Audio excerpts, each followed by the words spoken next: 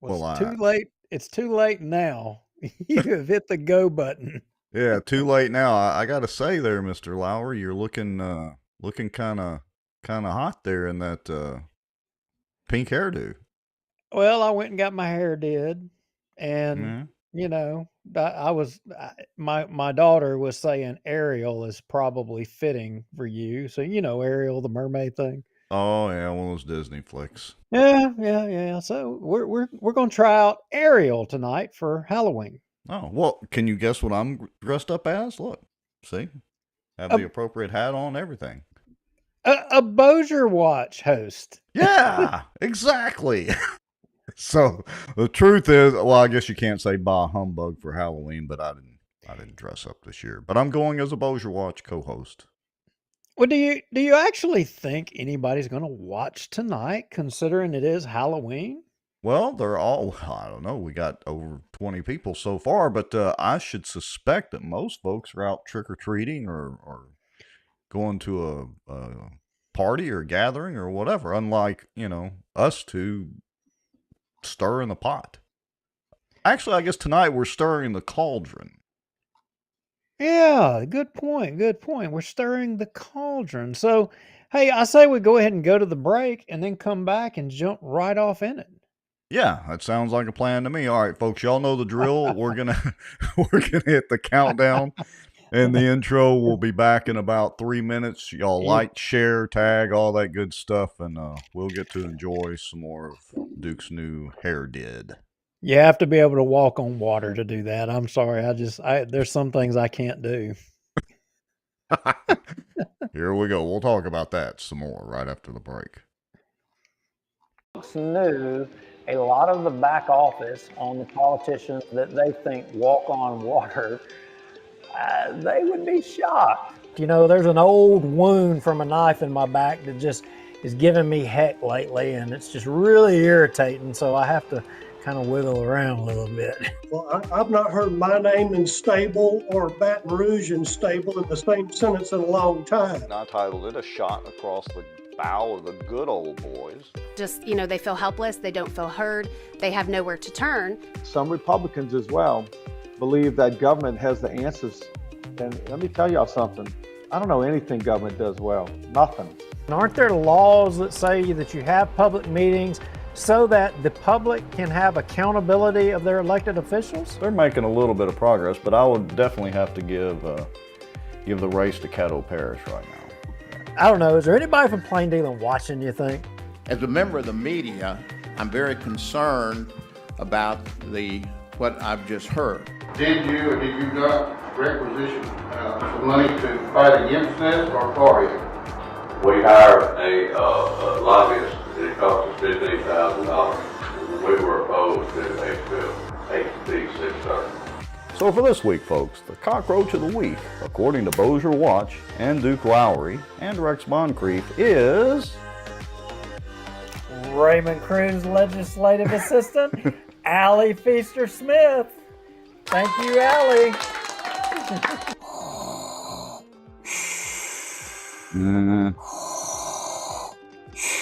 Well, I'm not thinking Star Wars at all. I'm thinking zombie apocalypse. No way, it was not David. You know it wasn't David Montgomery. David ain't gonna jump off in there with Chris. He ain't gonna do it. He'd soon spit on him as he would even look at him. Man, this is a Mickey D's Krispy Kreme week. Didn't you know? Who's paying y'all? And if you're driving on the roads, are you safe? It's on the road, yeah. Well, I know you're on the road, but I mean, is this all folks coming from the border down there? Yeah, it's going to border. It's actually going to Mexico and buses. Doesn't mean they interpret it the same way that I do. For instance, the Second Amendment. I take it very literally. That's been interpreted different ways in the court system all the way up to SCOTUS. Yeah, that's only going to cause more division that he claims he doesn't want to cause. And it's only going to cause more suspicion. We're still right now combined on both pages and YouTube at 264 people watching. That is amazing, folks. Coleman Project, the Walker Place deal, through conscious, shocking action. The purpose of their actions was to stop plaintiffs, being the Earl Coleman and associated groups not, from developing Walker Place. But here's the key thing. which in turn would enrich sitting city council members Scott Irwin and David Montgomery Jr. You hit the button? Does that mean that people are seeing us sitting here talking and chatting? In theory, it's an every week thing. We got to double check and make sure it's like a miracle any of this actually works. This Bossier Watch live broadcast is brought to you by the Outdoor News, fishing and outdoors for our area. Acadiana Mortgage, over 25 years in the mortgage business. Pelican Training and Consulting. Reach out to Julie Ferris. Transact Card. Unleash the power of your spending with Z-Bucks. Contact Renee Hall. Smarter Geek. Making technology easier. David Johnson and Eagle Truck Center. Soaring to new heights. And folks sharing information and watching out for Bossier. Now, grab your popcorn and a drink. Here we go. Here we go, and here we are. I'm looking, it actually doesn't say. All right. You want me to go ahead and share your screen? Oh, it does say. It says, and the cookout will take place in front of the Bossier City Police Department. Okay. Give me just a second. I'll share your screen. Let me, apparently the technology is not wanting to play right. Yeah, apparently not. Why not? All right. Hey, Chris Norris. Hey, Jessica Maddox. Hey, Ann Denny. Y'all, there's a lot more of you than just 3 people. Y'all got to comment and let us know you're there. Happy Halloween. Yeah. Now, for some reason, is that? Yeah, zoom out a little bit.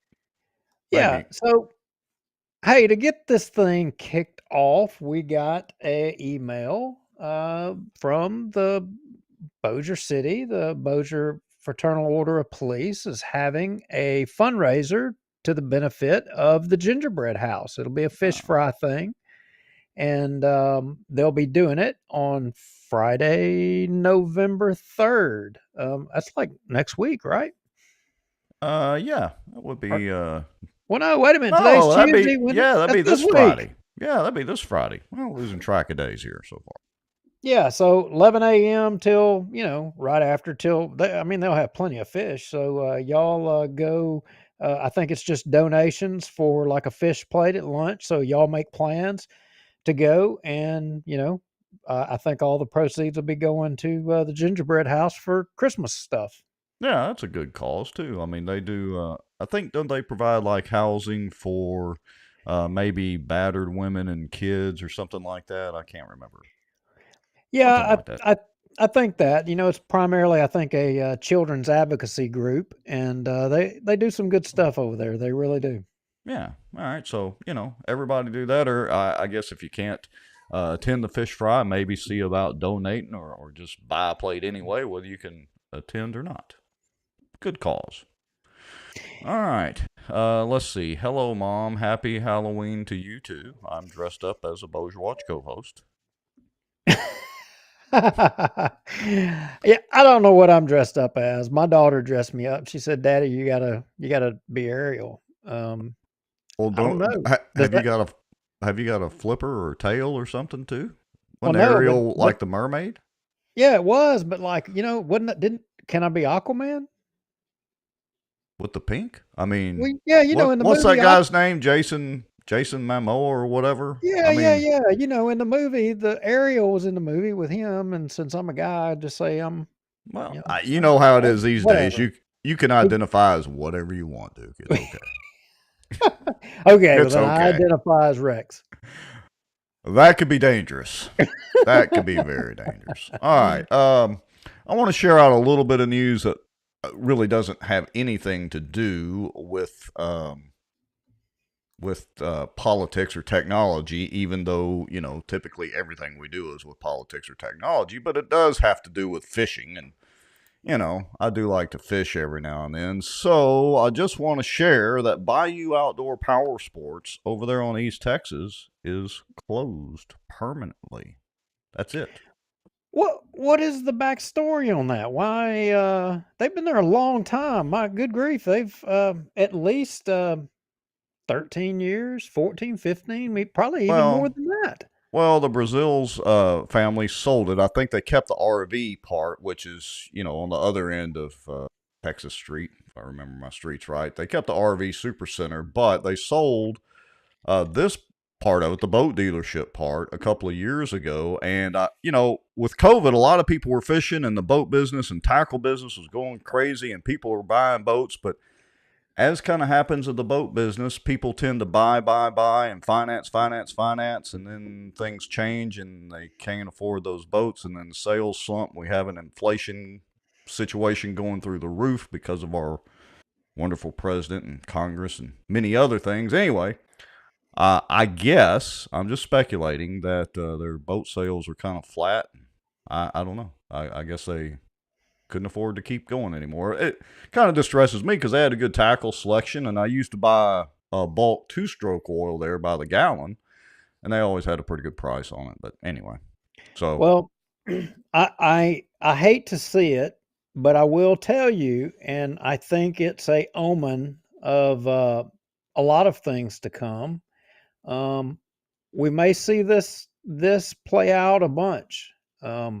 very well might, because look, let's face it, bass boats especially, and other boats too, but the prices are going up and up and up and up. I mean, to get in a decent new 18 to 21 foot bass boat, you're going to spend anywhere from 60 to 120,000. Well, that's like I read a report today that was talking about, home prices have increased for 7 straight months, and everything is getting, more expensive. In fact, like, I've got a Peterbilt that I had bought in 2014, brand new 389, right? It's worth more today than it was when I bought it. Wow. So I, I hate to say this, but I think this is a bad omen that we may be having some problems down the road with other businesses. This is a leisure type business, and you would think that if you started having a lot of things happen, this would be one of the first things you would see. And yeah, kind of the canary in the coal mine, and it's cyclical. They go on about 8 to 10 year cycles with this. So this is not the first time. If the boating business starts slowing down even more, it's not the first time that it's happened. I mean, this has been going on, since, bass boats have been in existence. But anyway, so folks, if y'all used to buy your stuff at Bayou Outdoor Super Center, you'll have to go to one of the other dealerships around. And right now, there's not a Ranger dealer here. I run a Champion, old used Champion, but no Ranger dealer right now. Hey, we've had a few more folks join in. Mike and Judy Dillingham, Andy Modica. Of course, Andy, he's looking at another Mexican restaurant from the building. I mean, good grief. Great. Yeah, it could be a really big Mexican restaurant in there. Thanks, Andy. What we need, another one. Ruth Pope Johnson's with us. Hello, y'all. Thanks for joining. But hey, you know what, though? Everybody can relax.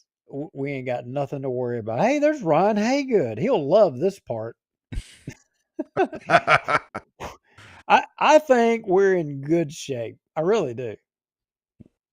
Okay, so usually our show honestly is not about very positive things. I mean, so how can you see it that way? What good is going on? Did Queen David resign from the city council? No. This is like, government and everything that's going on. I mean, we can all just relax because Walco and Water is in charge. He's got it. Look. I mean, we kind of cut him a little slack since the whole speaker appointment deal. And, it's kind of, I don't know. I'm torn between this because I do see it. I think we've already discussed all this, so I won't harp on it very long. I do see it as a positive thing, like we've discussed for Louisiana and all that. But then again, that still doesn't mean that we can let him get by with everything. So what gives you the impression that he would be able to get by with things in DC, much less here? Have you read any of the stories that come out of DC in the last, I don't know, since they've been there? Well, yeah. I Okay. mean, but I got to tell you, I've just been looking at the people he's got to work with. That's what I've been looking at. And Huh? I got to tell you, I think it's going to pay off for us here. Really? I Hmm. do. I And believe that, and I can prove it. really, how can you prove that? Who, Well, or well, how, or what, or where, or when, or why? in, in fact, I'm going to tell you. I'm going to tell you how low of a bar I think this really is. I mean, if we don't really get our ticket punched here this time around, Hmm. I mean, there's definitely a problem because when you look at next one, when you look at what everybody has to work with, I mean, or what he has to work with up there, there's no excuse for, Bossier and Louisiana for getting their ticket punched. There's no excuse whatsoever. Well, let's see. So, are you referring to this video of somebody with a very educated response? Is that what you're referring to? Oh yeah, yeah, absolutely. Well, I let me. mean, you got to take in consideration with his colleagues and who he has to work with, and that ought to be able to be a reflection as to how well he's going to be able to succeed. So, you're telling me that I have to sit through listening to AOC? I mean, does she ever say anything intelligent? Well, y'all just have to judge for yourself. And if this is what, Walk on Water is having to contend with, there's no excuses for the bacon not coming home. All right. Well, let's see what nuggets of wisdom AOC has to share with us today. I just had another amazing idea. So, like, maybe we can study the effects of global warming from the main source of all the heat in our solar system, the sun. Maybe I can convince Elon Musk, who is absolutely obsessed with me, by the way, to do something good with SpaceX and figure out a mission to the sun in order to get samples. I suggest we go at night because it would probably be too hot during the day, but we'll leave all that up to the scientists. And look, not only if they go at night, maybe if they go in the wintertime when it's even cooler.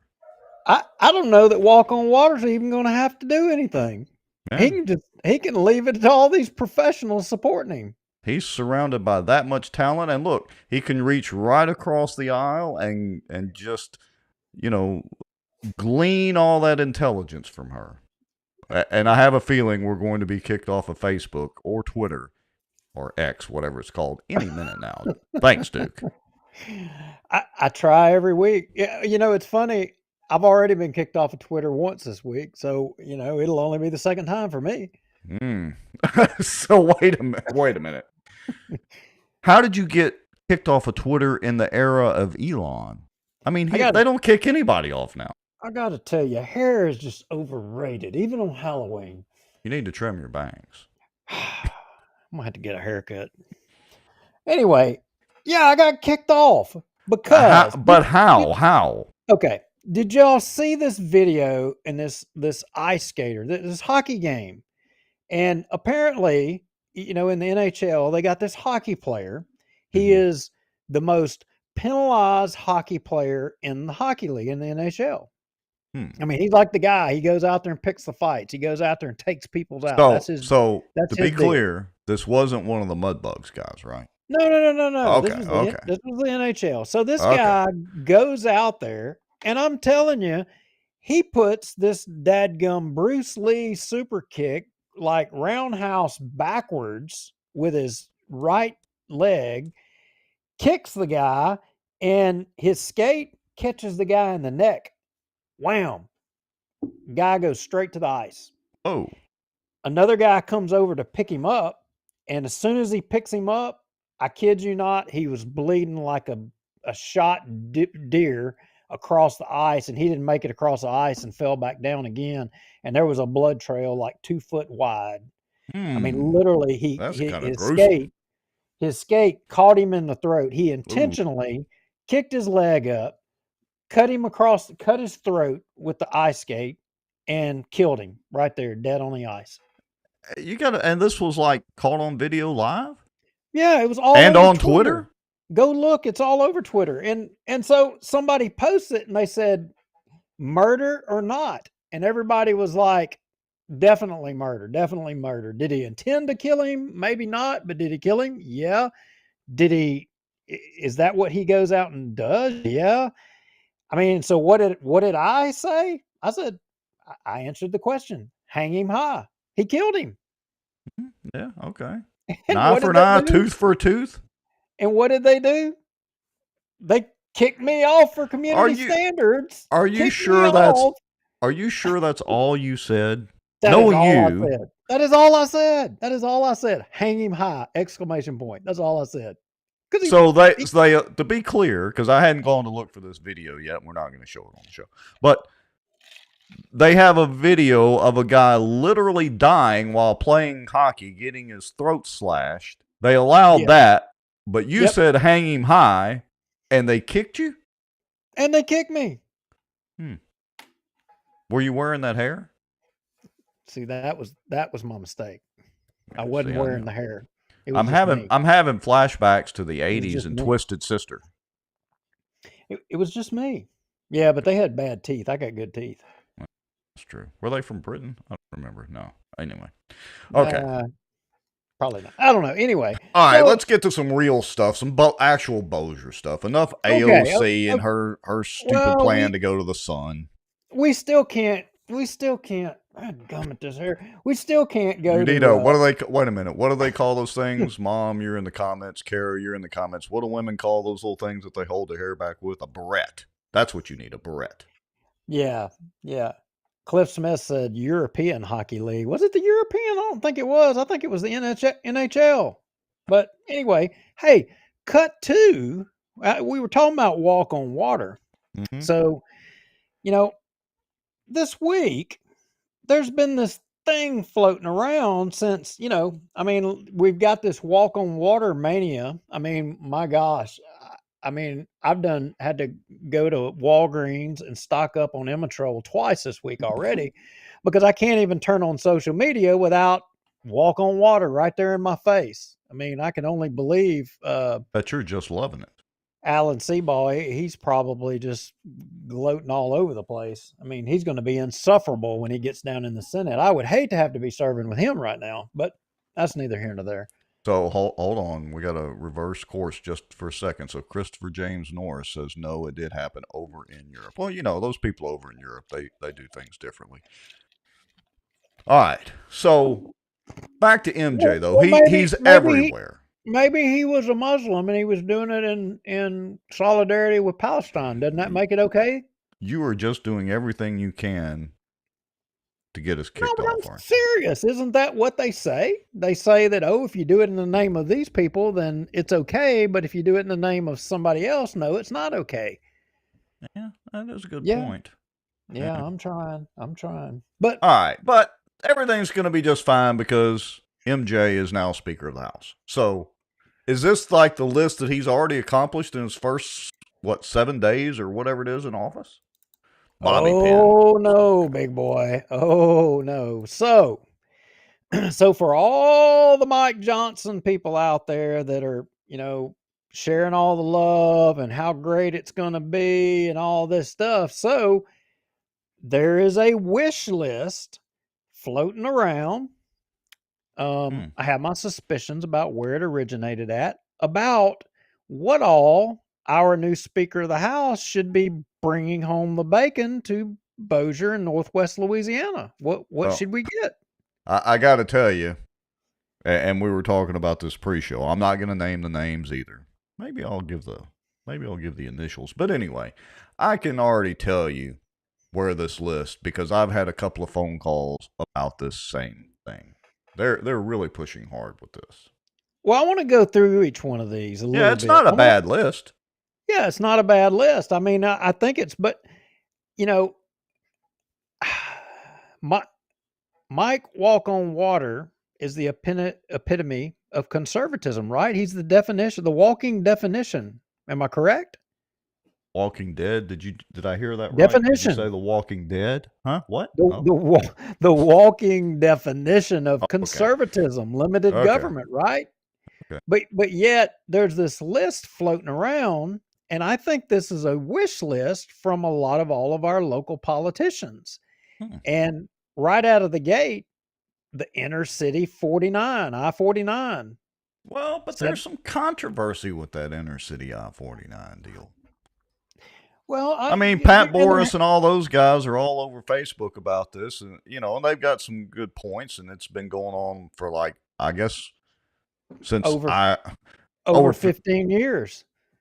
15 or 15? Yes, sir. Over 15 years. Oh yeah, well over 15 according to them. But anyway, and there's some whole conspiracy theory stuff that they put out, but there may be some truth to it. All right. So I want to acknowledge, though, that there's one group and a lot of people that are for the I-49 connector, and then there's another group of people that want it to loop around the city and go around 30 or 3132. But I will just remind everybody, if you have ever traveled 3132 right before it hits I-49 and done those doopsie-doos in a truck or a truck pulling a boat or an 18-wheeler, they need to redo that whole stretch too. But that's... Oh, no doubt. No doubt. I think there's been some MVAs with some fatalities there. So yeah. So sorry to get off on a tangent, but here we go. The next one on the list is I-20 complete rebuild, $600 million for I-20. Well, the whole thing? They're going to have to up that price. I mean, I don't know on this one. I think they've already got money appropriated to redo I-20, right? Well, but let's do the math here. So the stretch that they're doing now, which is what is it? About Industrial Drive to Hamilton Road, whatever the actual deal is. Yeah. Wasn't that like nearly $300 million? If I remember right, how are they going to do the complete rebuild of I-20 for $600? Don't know. Look, here we go. Here's another one. Okay. Interstate 69 fast track. Wait, 69. Now that's the new one that's not even in existence that would connect I-20. What, down to Alexandria? I forget how that one's supposed to run. Or does it like curve around and intersect 49 south? Somebody let me know in the comments. Well, I think that's the one that's supposed to come through the port and then come up on the southeast side of Barksdale through Halton. Right. And connect into and I-20. Hit 20. Now, does it keep running north?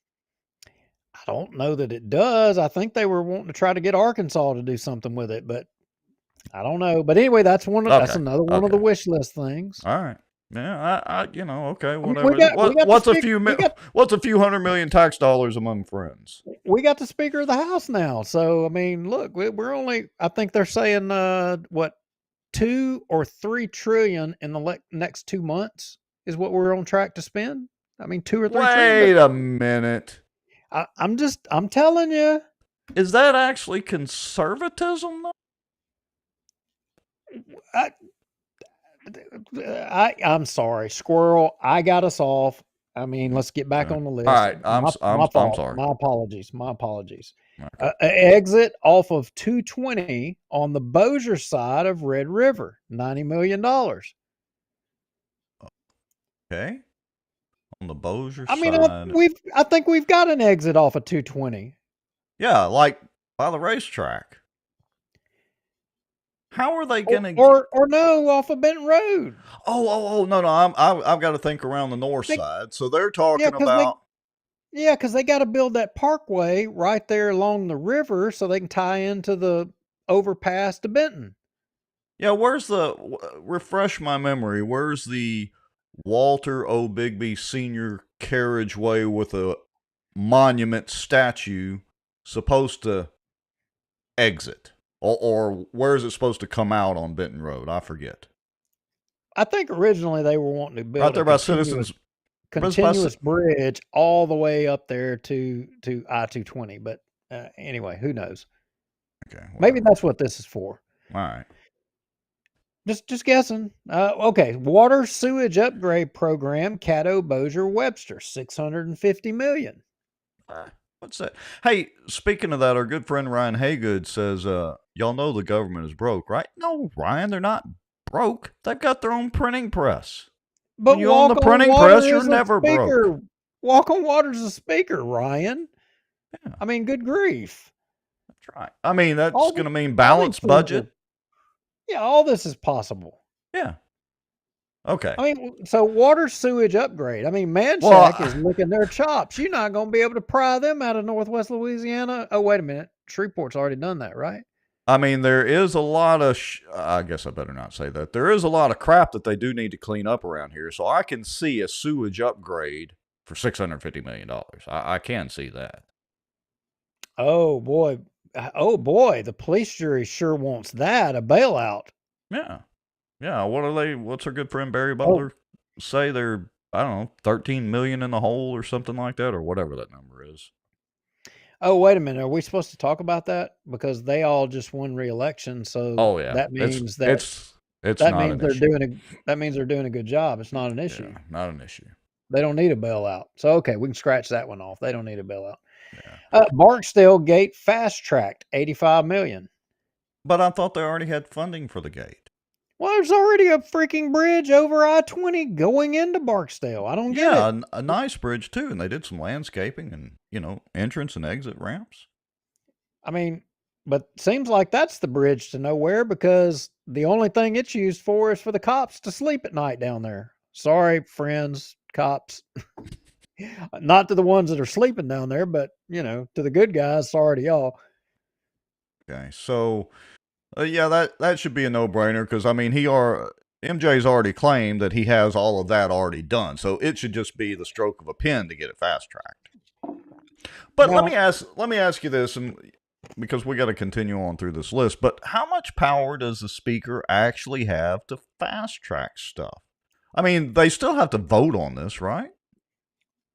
well, yeah, they got to vote on all this stuff, but he's the speaker. He can decide on what's voted on and what's not voted on. And if he doesn't like something, it doesn't have to be voted on. If he likes something, that can be voted on. So it's kind of like, he can get what he wants, but I'm just saying, if this is the expectation of everybody and all of the people who are losing their minds over Walk on Water being the speaker, I'm just wondering, is everybody going to be disappointed that we don't get, or I don't know. Hey, here's a good comment from Christopher James Norris. He says, I'll admit I'm a Democrat that leans more independent. And look, we're glad to have you, even if, we're Republicans. We're glad to have Democrats and other folks on. He says, but if Mike Johnson can do some good for Shreveport Bossier City being the speaker, I'm all for it. Hey, we agree. We cannot disagree with that. I totally agree with that. But okay, so look, y'all all know I'm limited government. I'm like, let's cut freaking government off. I mean, it's one sole responsibility is the safety and defense of the citizens. That's what I believe. But so if because we get this guy to be the speaker, should we not have our turn at bringing home the bacon? It better be a lot of bacon and pigs running this way. All right, so let's move on down. Barksdale infrastructure, quality of life improvements, 1.5 billion, new runways and gates, housing, etc. Lake Bistino improvements, replacing the spillway, dredging the lake, 25 million. Well, if they're going to do that, they need to go up there and do Caddo too, but that stupid Ramsar treaty, I guess, would prevent Caddo, and then we got to deal with Texas. At least Bistino's all in Louisiana. Okay. All right. So I want to go back to the Barksdale Gate thing. Thomas Shea says they never procured money for the base part of the highway. Actually, remember we did a show and when that was a big issue, and we actually looked it up, and the money was appropriated in the DOD budget, but it wasn't on their priority list of things to put forward and do. The base had not, prioritized it. The money was appropriated. And it's probably still sitting there. It's probably appropriated, not used, but it's just not on their radar to get it done. Yeah, it's still sitting there on the printing press, waiting for the ink to dry. Andy Monica, let me go back. So let's kind of reverse course for a second. He said, am I correct that the railroad was willing to move the track along Benton Road to extend the Bigby to 220? I don't recall ever hearing that one. I don't recall that either, but maybe. But what I will tell you is that none of your politicians that were involved in all of that, none of them to date have really talked about it a whole lot. It's kind of like there's this big secret. And along that line, Ryan Haygood says, let's rename Walter O'Bigby Parkway to the Speaker Mike Johnson Parkway. Statues for everyone. I agree. We should all have, instead, at the base of all the lights along the Speaker Mike Johnson Parkway, they should put our own little personal statues.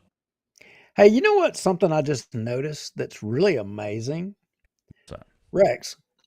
So I don't know if this is accurate or not, but I have like my Facebook up over there and I can see how many folks are watching on Facebook, but then I can see my other icon of the total of how many are watching across all platforms. And tonight, there's more people on other platforms watching than on Facebook.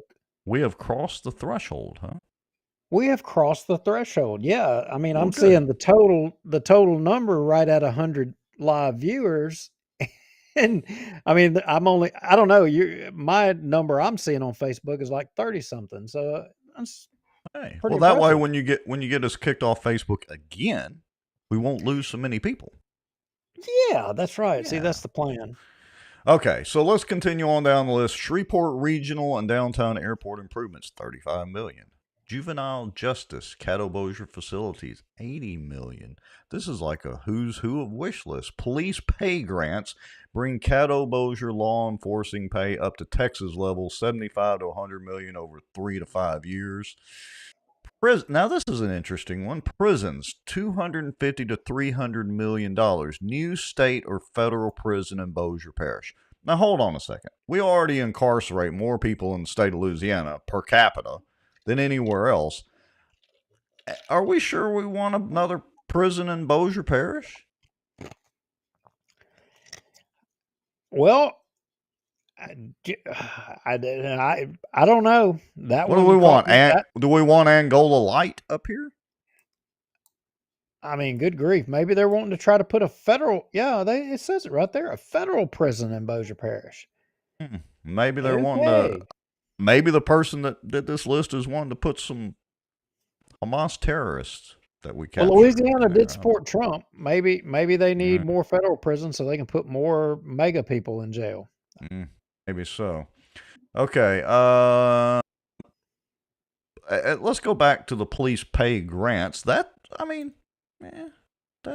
not too bad, right? I mean, that could be good. I mean, if we're going to spend our tax dollars, we may as well get some of our tax dollars back.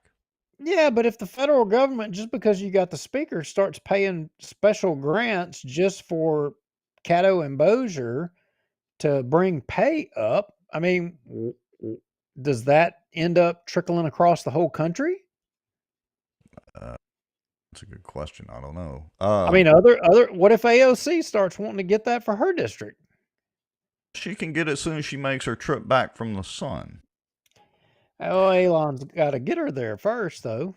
All right. So, let's see. David Womack says they are money makers. All right, dredging the Red River. I like that one. Yeah, look, I got to say, full disclosure, this would be near and dear to my heart because they should be dredging the Red River more anyway. I mean, the Corps already does it, but there is so much sand and silt that comes down from southern Oklahoma and northern Texas down the Red River. It's crazy.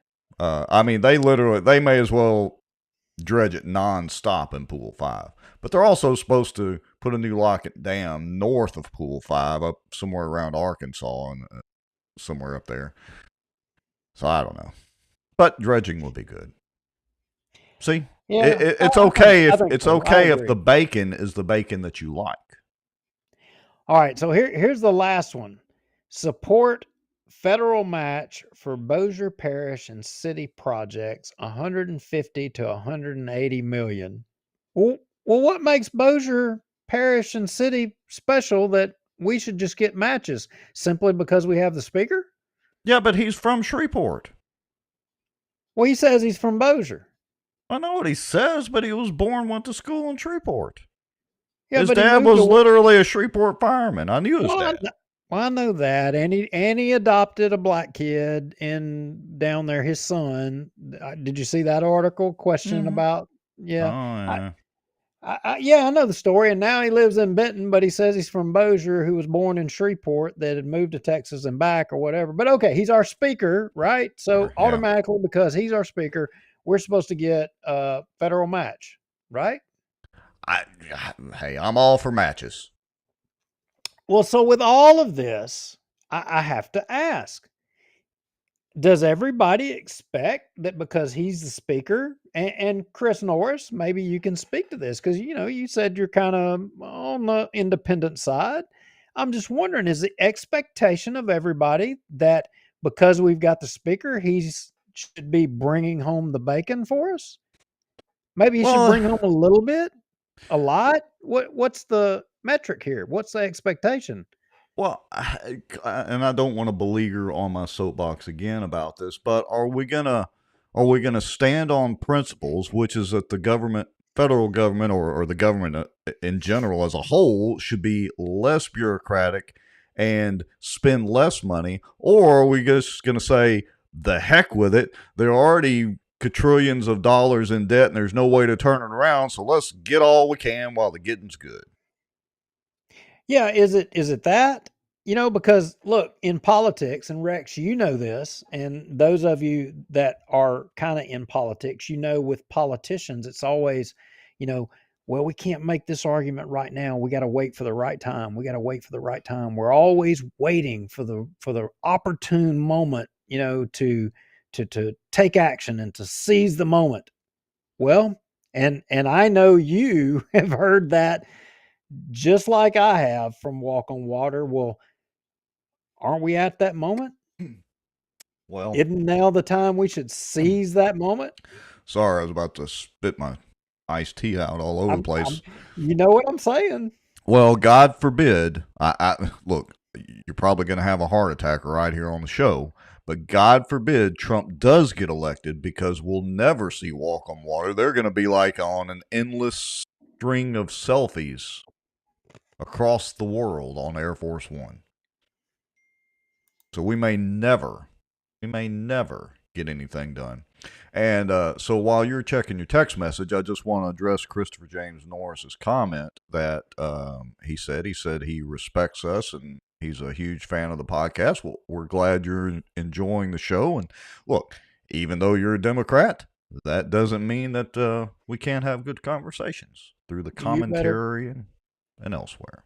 you better believe it. So look, I would tell y'all, like, we sent an invitation to Nancy Landry, Secretary of State, running for Secretary of State, to come on the show to talk about her ideas as being the next Secretary of State. I already know some of them, but I want to challenge her just a little bit on some of those things. And she has yet to respond to us. And I know that she has been communicated with, in addition to our asking her to come on the show, um, individuals have asked her, and we've gotten no response. So, Rex, you may not even know this. The Democrat, I've sent an invitation to them to come on the show, and we I mean, what does it say if the Republican won't come on and answer questions, but the Democrat will? We're going to see. I Ooh. don't know if she will, but we'll Could see. be interesting. We'll gladly Yeah. have a good conversation with her if she does. Yeah, the text I got, this may be a little hot. This may be a little hot right here, but look, I'm gonna go with it. It's well, let me hang on. Maybe Oh, yeah, this one's gonna be tough. Let me hang on. I'm going to drop it in the the files. folder. Yeah. Okay. Yeah, there it So is.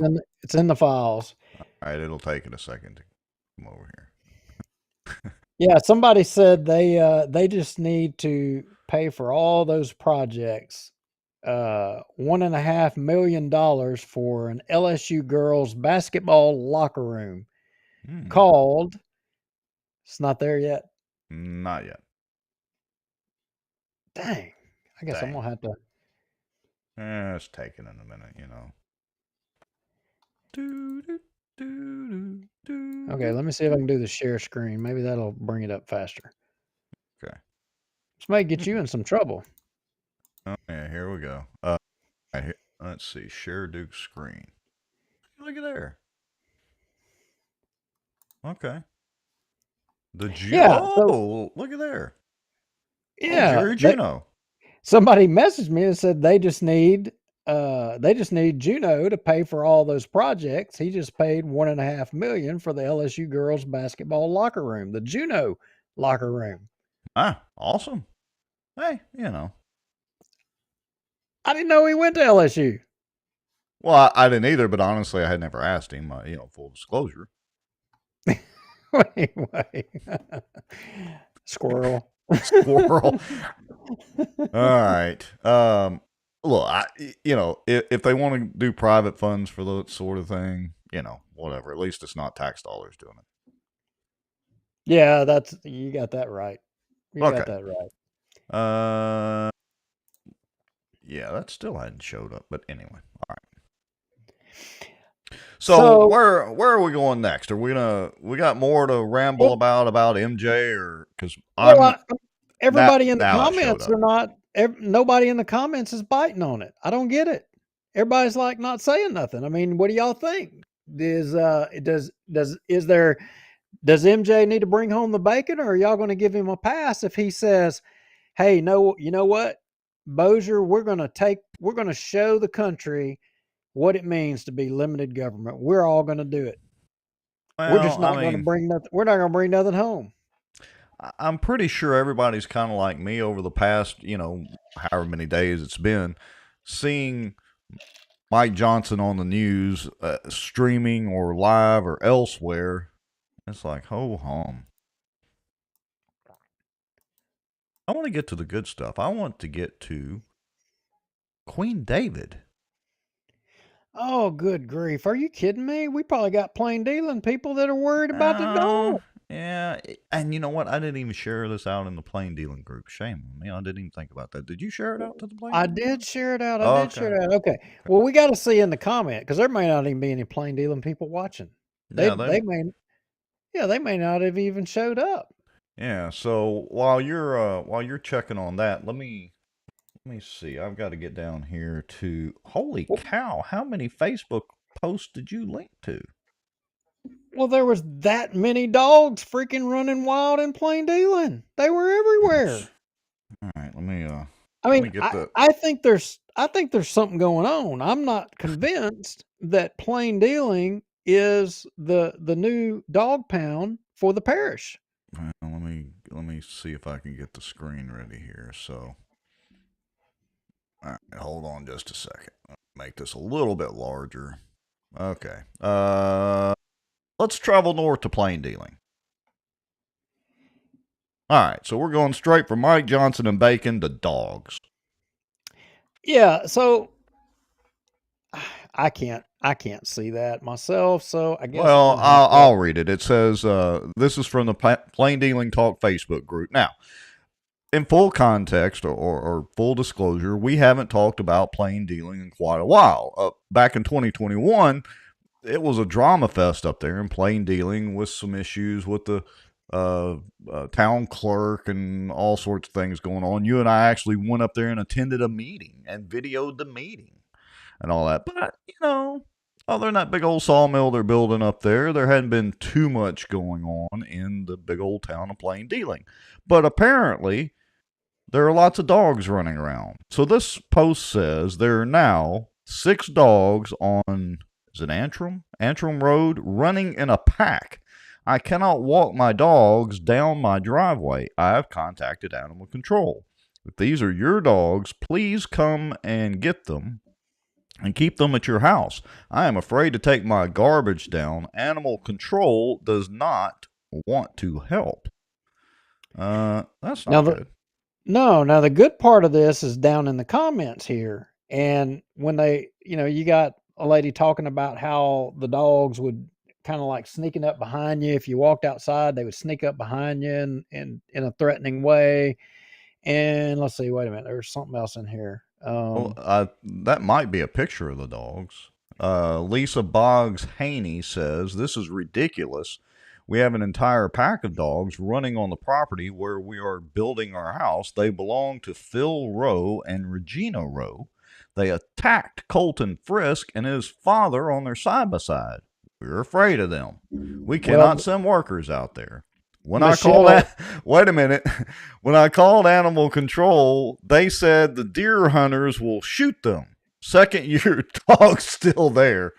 Going to see Julian next. They're calling the sheriff.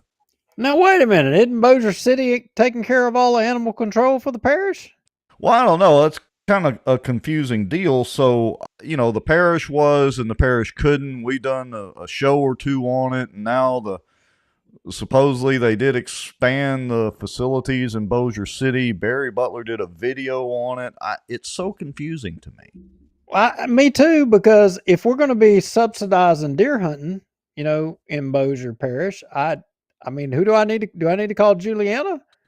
Well, I don't know. I mean, they said the deer hunters will shoot them. I wonder if animal control really told them. And was it the parish animal control? Well, I don't know that the parish has animal control. Bossier City has animal control. Bossier Parish pays Bossier City, right? Isn't that how that works? Well, yeah, but I wonder if the town of Plain Dealing has animal control. I don't think they do. But I'm guessing everybody's good with this program because they just reelected everybody. They're doing such a good job. If they are a danger, you have every right to render them inert. That's a nice way of putting it. Michelle Jenkins says, "Why are there so many loose dogs all over Plain Dealing? I try to take my dog out and there is usually a dog in my yard." If they seem aggressive and nobody wants to get them, then your only recourse is to put them down yourself. Most of us don't really want to kill a dog, but if it's necessary, you got to be careful saying that these days because the amount of hate mail and hate comments we would generate if we said that. Right. Sheila Tompkins also says, "It was never like this in the past. My road has been a dump off for cats and dogs." So it seems like, and I'm just wondering, and it wouldn't be so much about just this one thread, Rex. That ain't the deal. And so when you asked a while ago, you said you got all these Facebook links. Right. Yeah, I do. Well, just start going to the next one, and then the next one, and then the next one. There's multiple posts about wild dogs or loose dogs around Plain Dealing. So I got to tell you, I'm starting to think or wonder if there's something going on here about all these animals, being thrown out in Plain Dealing. Is Plain Dealing truly becoming the dumping ground for, strays and all that good stuff? Well, it may be. And I mean, I'm wondering if they're in the town of Plain Dealing proper, inside the city or town limits or whatever, or if these are just in the surrounding area, which I guess would be the responsibility of the parish. I mean, first place, people don't need to be dumping their dogs. Well, keep going. Go to the next one. Okay, so hold on a second. Let me copy and pasting here. Let's go to the next one. That's a good looking dog. That is a good looking dog. That's somebody's dog. All right, let me see if I can get it where it's actually sharing out the good grief comment on the side here. Hold on, I got to resize this thing. All right, so I know that may be a little hard to read, but this is somebody please come get your dog. Me and my baby can't even get out of the car. He comes to stand right by the door every time I park. I mean, is he like Cujo Vicious or what? Don't know. Okay. Don't know. Then there's the next one. Yeah, let's see. Yep, keep going. All right, let me get the. Yeah, this is a bunch of links here. Wow. Hold on. Copy, paste, and go. Yeah. Okay. What's up with this dog? Another random dog just hanging out in the street up there in one of the streets. Look, I was driving through Bossier, where Shed Road intersects Swan Lake, and you go on not far past that. I forget the name of that school that's right there.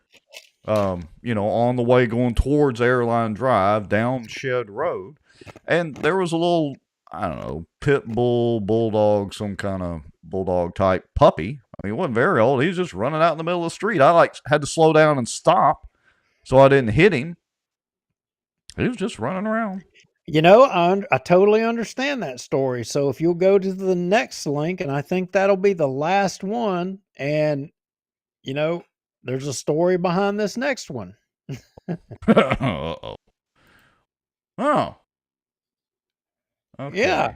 Well, who posted that picture? Oh, that's some guy named Michael Duke Lowry.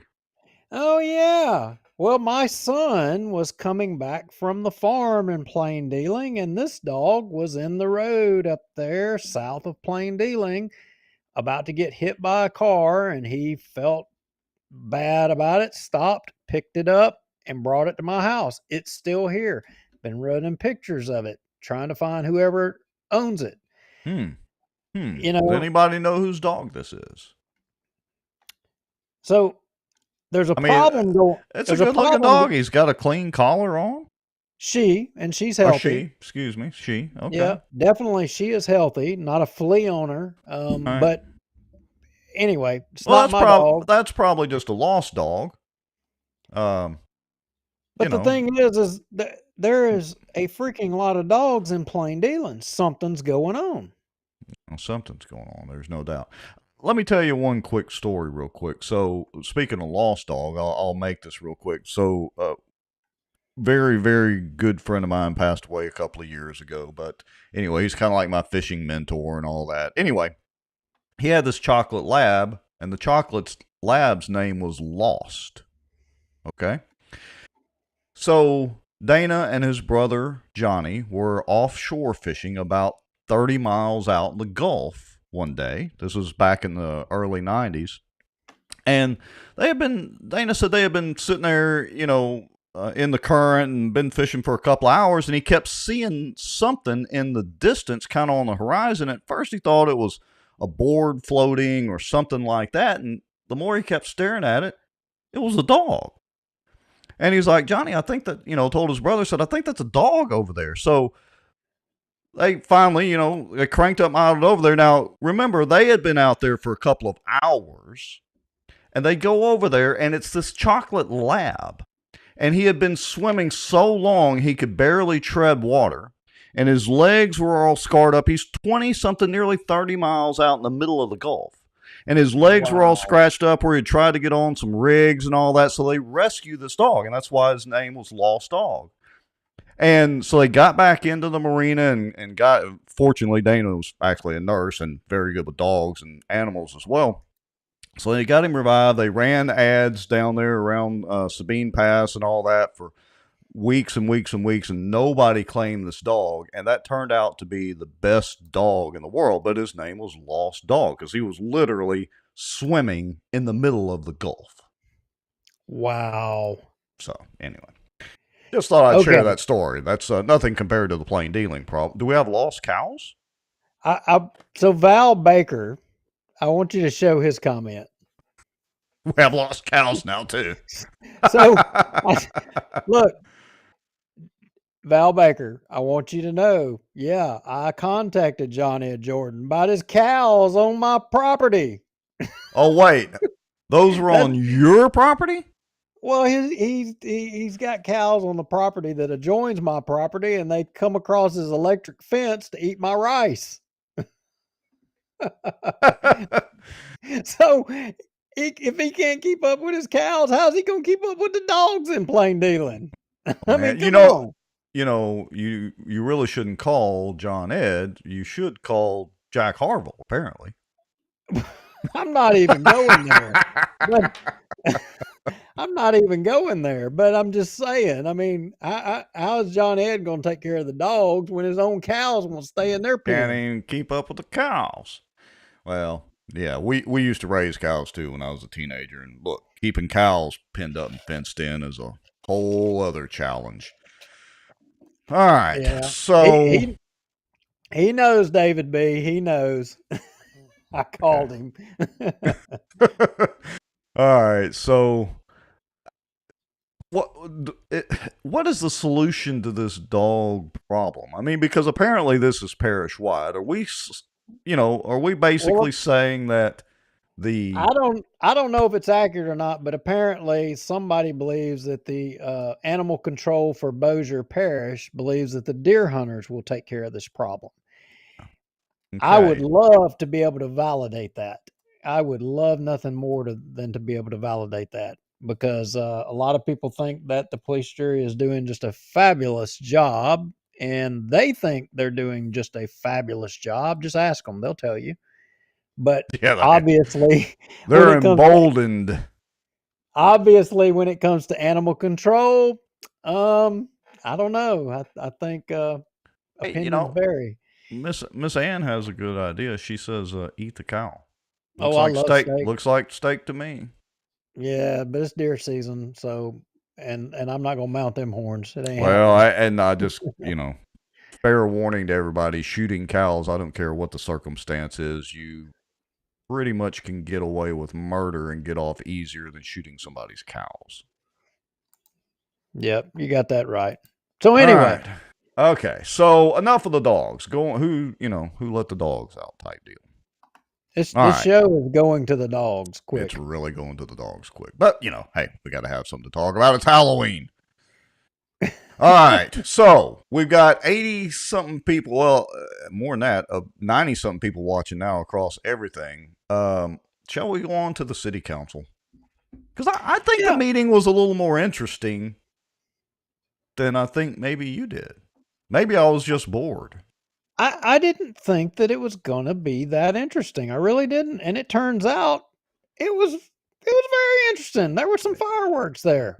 There were some fireworks. All right. So I'll just kind of go down the deal and we'll do our normal analysis and stops and starts.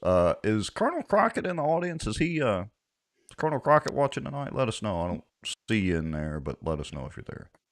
Okay. I haven't seen him post, so I'm going to say that he is not, but maybe he's out getting petition signatures. Probably so. I hope he is. He's probably knocking on doors at 8 p.m. And I want everybody to know that as it pertains to the petition process, you all should know that I think we are further along with more signatures than we were at the same point in the process the last time. Wait, hold on. Colonel Crockett is there. See, we said his name 3 times. He's got to respond like Beetlejuice. Look, we have some volunteers that are absolute animals. In fact, Cliff Smith is one. He is hustling and getting it. Colonel Crockett, I mean, he's just a machine. I mean, he's like the Terminator. He just goes.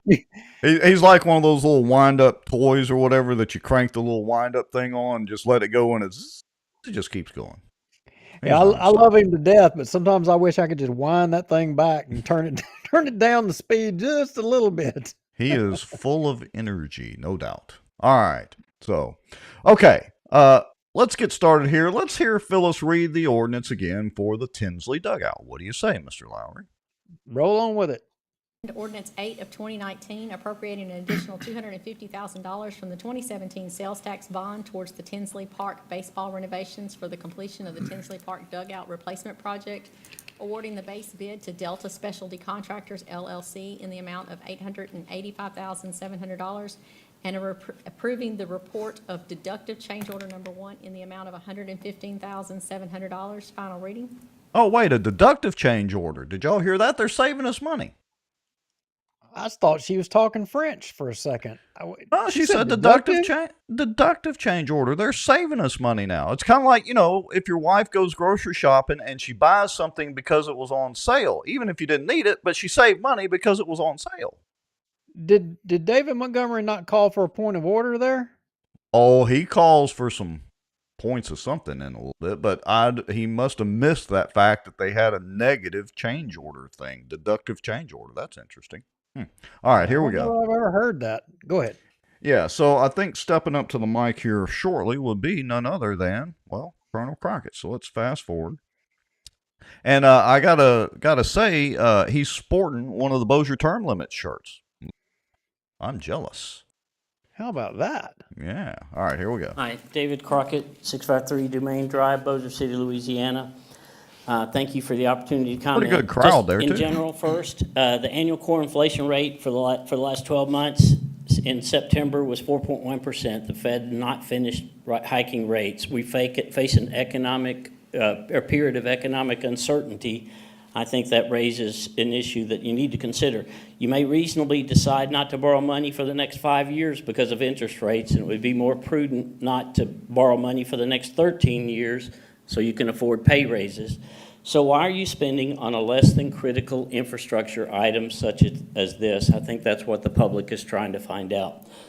Tinsley Field, whether it be $18 or $21 million project, if you pick $18 million, the total revenue from Parks and Recs for 2024 budgeted is $485,000. So if you took every nickel that you spent, if that was what you were going to raise, that you spent that for 36 years, that's what it would take if you were going to try to run this like a business. And I know Parks and Recs is not like a business necessarily.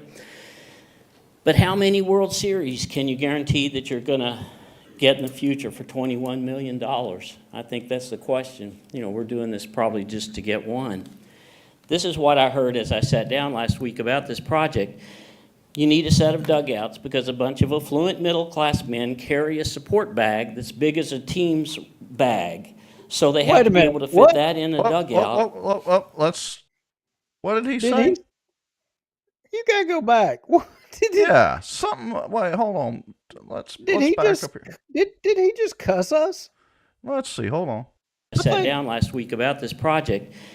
You need a set of dugouts because a bunch of affluent middle-class men carry a support bag that's big as a team's bag.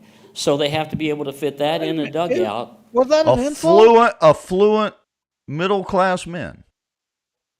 Are you fluent? I hadn't had the flu in a while. No, he was meaning the way you talk. Are you fluent? Oh. Am I fluent in redneck? Yeah. Yeah, but I think he's talking about baseball lingo. I don't know. What was he talking about? Was he insulting us or somebody? Oh, maybe he was insulting Queen David. I don't know. All right. How big is your bag, gents?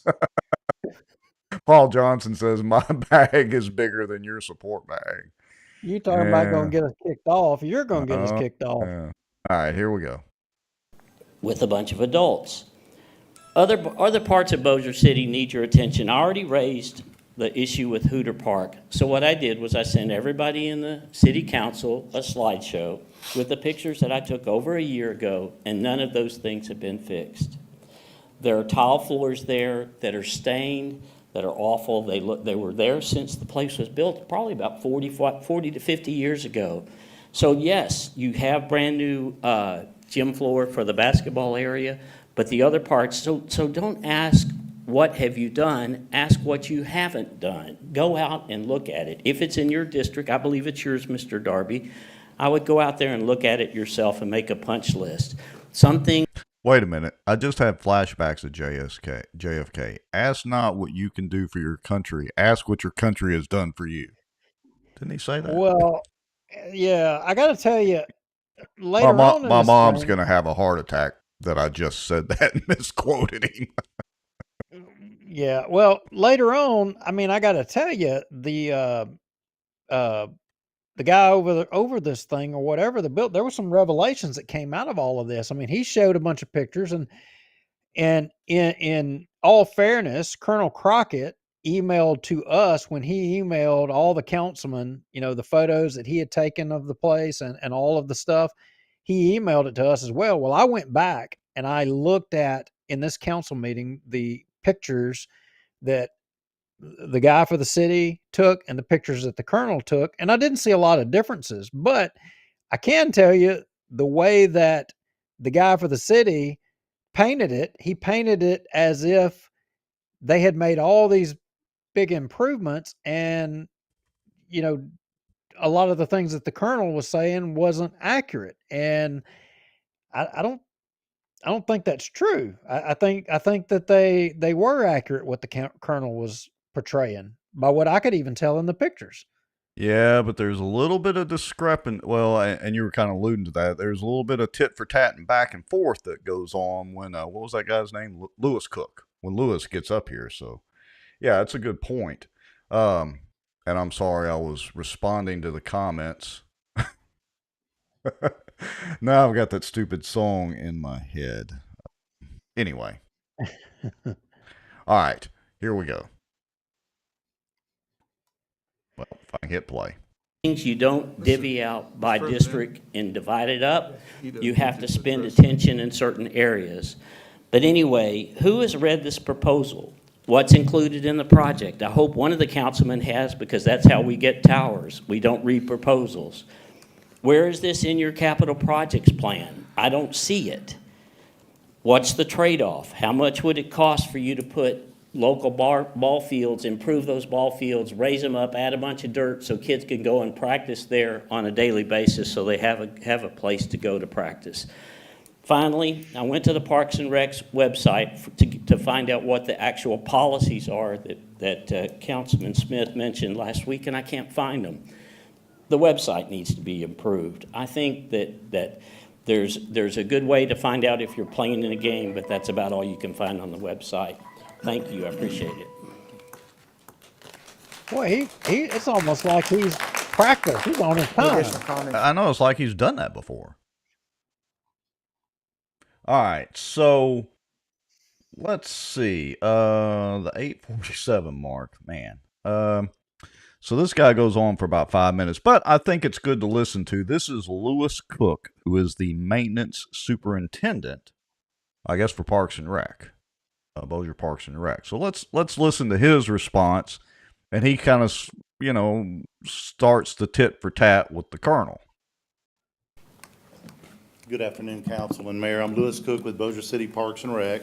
I am the superintendent of maintenance, and I'm hopeful you got the presentation that I sent you guys with the improvements that we've made over the past 10 years with Hooter Park.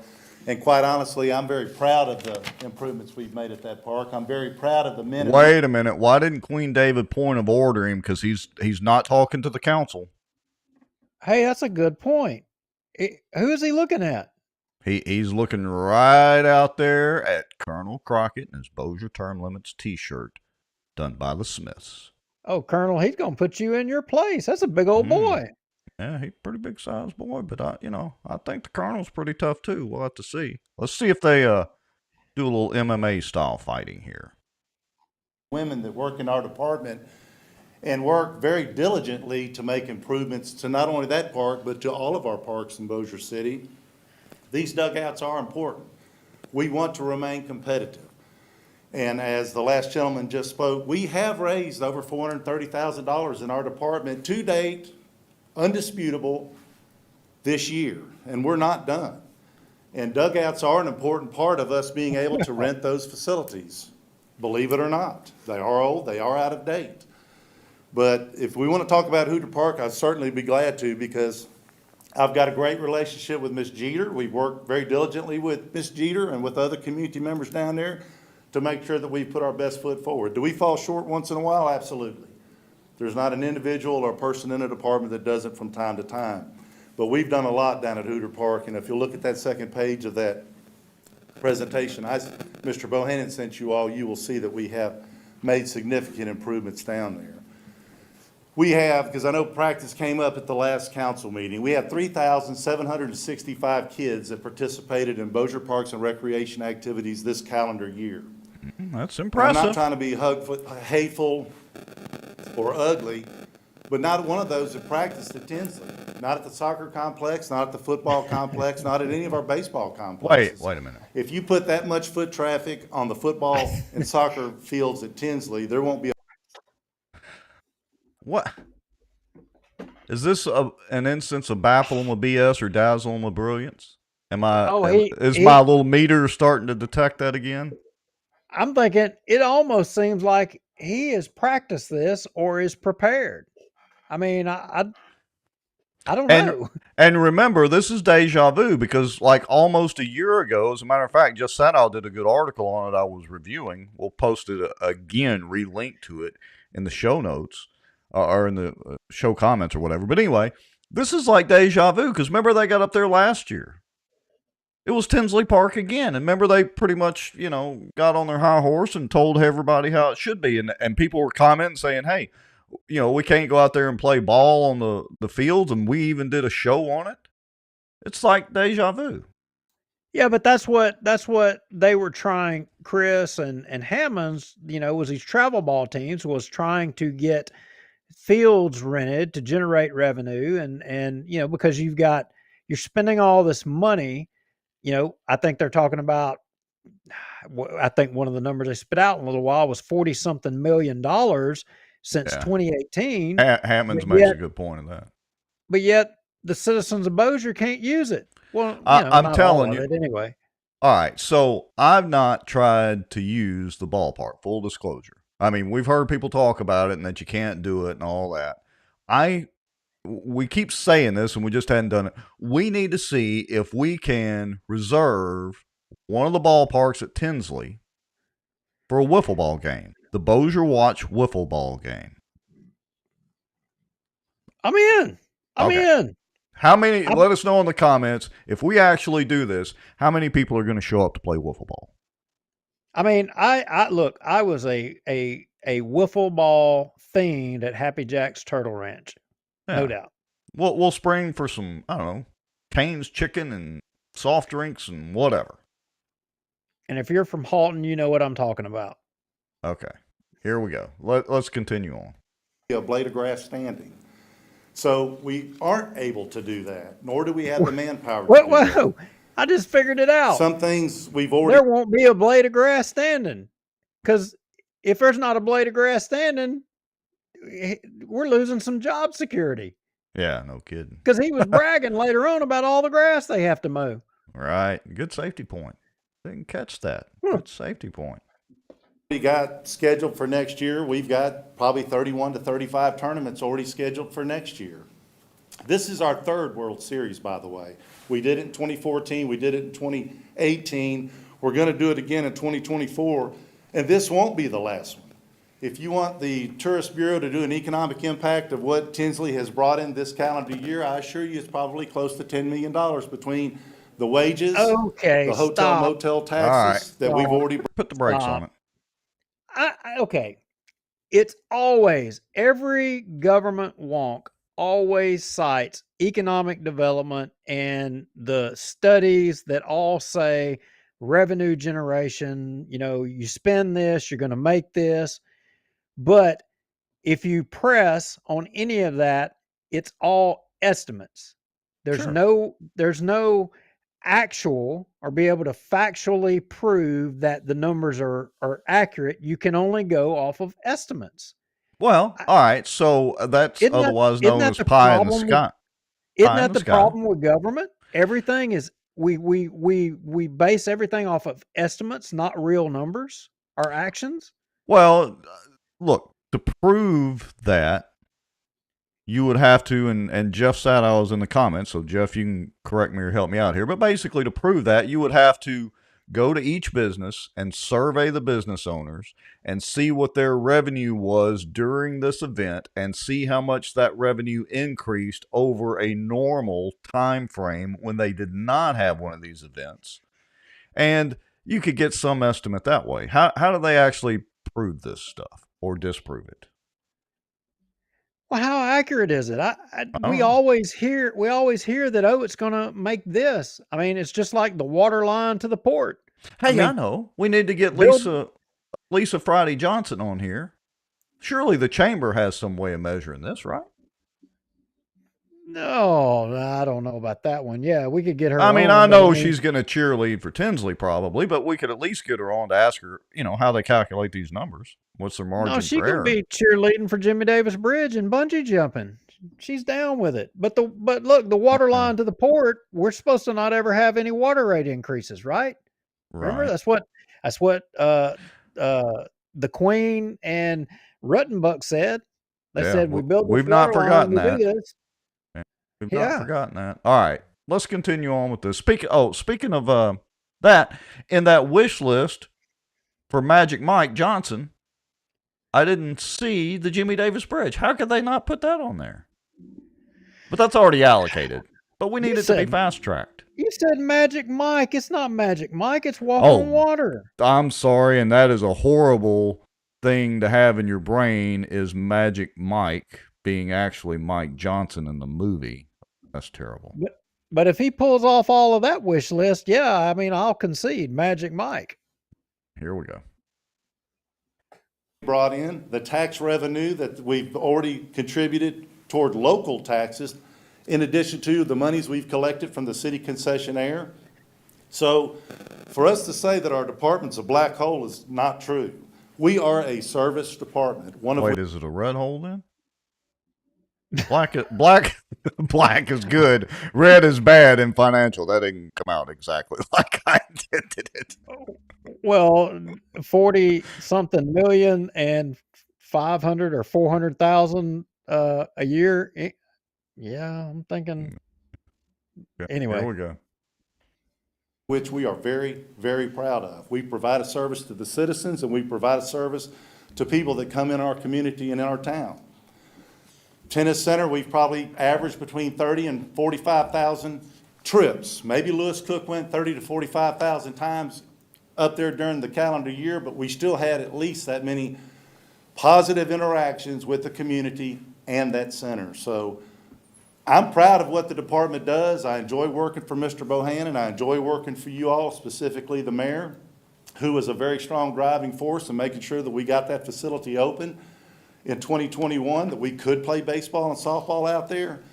But just to reaffirm something that has been brought up over and over, this past weekend, we had 52 teams scheduled at Tinsley 1 and Tinsley 2. 52 teams scheduled. Some of the age groups did not make, but I printed it out, and you all can go on their websites and look. You can go to FASA, you can go to U-Trip, you can go to 2D. Out of those 52 teams, 4 teams listed Bossier City. 1 team listed Bossier. Well, I live in Lakewood. I have a Bossier City address. I do not live in the city limits. My daughter lives north of town off of Dumaine. That is not in the city limits. So they're neighbors. Those are things that we need to be looking at. I wonder if she signed the term limits petition. If his daughter Well, she doesn't live in the city. She can't. Oh, that's right. Okay, good safety point. Good safety point. But I'm guessing I've been she won't blessed be. to work here for 10 years, and I'd like to work 10 more. I do enjoy it. I've got great people in our department that work, and as I've stated before, work very diligently, but it's hard. Pay raises don't come from capital money. You all know that. Pay raises don't come from bond money. You all know that. Those aren't reoccurring funds. As much as I'd like our guys to get some pay raises, I think you all too, but we've got to make some tough decisions. But this one benefits the city, and I hope you'll approve it because it absolutely benefits the city. Okay. Lewis, not to be ugly, but listen to this right here. person Listen that close. really doesn't know a whole lot. As you know, I've been. Did y'all catch that? I wasn't talking over him. Let me play that again after Lewis picks his nose. Lewis, not to be ugly, but the person that spoke really doesn't know a whole lot. Oh, wait. Who spoke right before Lewis? I would have been Colonel Crockett. That would have been this guy wearing the Bossier term limit shirt. So, Bubba Don just said that the Colonel doesn't know a lot. I want y'all to remember that. All right. Let me skip back up there. Lewis is picking his nose again. Lewis, not to be ugly, but the person that spoke really doesn't know a whole lot. As you know, I've been involved in Bossier Parks Recreation with my kids, that's now in 50s, my grandkids, and probably my great-grandkids coming up too. I mean, we've done it all from playing baseball to playing in tournaments over the weekends. I know how much they draw. The people come in and they stay. So I appreciate your help. You're in Clay's and the people that work for you too. Hey, did you know something, Duke? We're going to start having tubing contests at Walker Park. I've forgotten about that. Yeah, I've forgotten about this, but there's some ponds out there. So all we got to do is get a John boat and a little 5-horse. Well, they're not. Yeah, probably do a little 5-horse and a little, 10, 12-foot John boat, and we can go tubing out at Walker Place or Walker Park or whatever. Did you know that? Listen, he tells us this. And they appreciate that as well as I do, Councilman Williams. And you go back to tax dollars, and again, I'm not trying to be a comedian up here, but we've got 2 ponds at Walker Place Park. We're not tubing at Walker Place Park. We've got. Well, why not? Is there a law against it? He's just given us an idea. We can bungee jump off the Jimmy Davis Bridge and tube at Walker Park. Well, no, we're not tubing at Walker Park because the citizens can't do stuff like that. Just like you can't play ball at Tinsley. Damn it, why not? Practice. Is there like a travel tubing league or something that they're scheduling the ponds out there for people to tube with now, and we just can't get in? They won't let the average citizen do it? Why can't we tube at the park? I don't know. Something tells me this guy's going to be down there to Jimmy Davis saying, "No, you can't bungee jump. You can't do it. No." Yeah, hey, I put a video in the file. You're going to have to play. It is specifically. Is it Magic Mike? Somebody sent it to share with you. I was not going to play this, but apparently you're going to force me to. Hold on. It's got your name all over it. Dang it, Duke. Okay.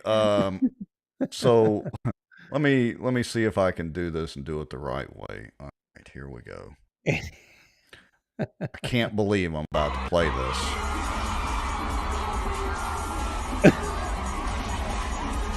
He had a strip club? What is it? Ask and the internet gives.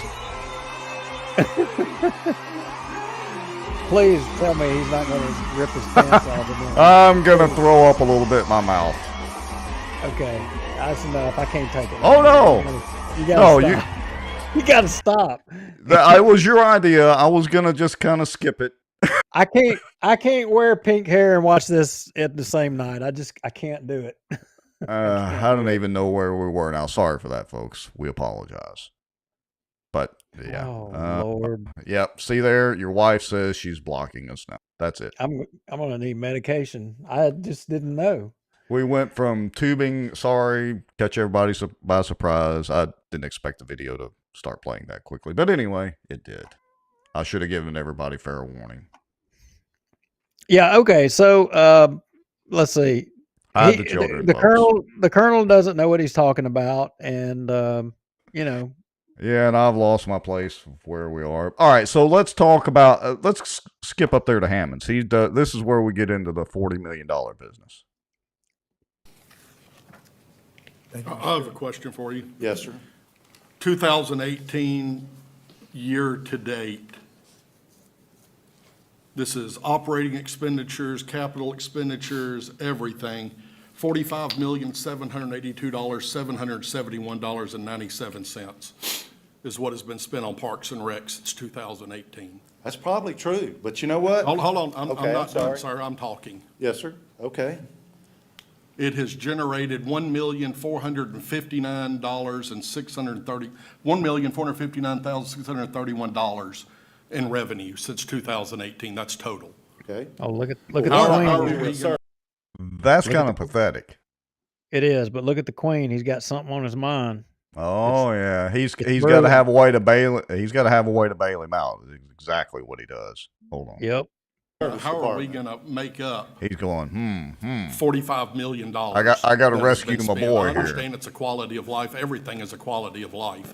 Streets are a quality of life. Sidewalks, everything.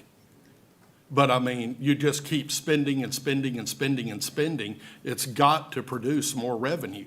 And don't tell me tax dollars going to restaurants and stuff like that, because I can bring 25 restaurant owners that are within 3 miles of the park, and they can bring and show you their tax dollars that are not coming. I disagree with that, obviously. I'm not the department head, but I will say this. No, you're not the department head.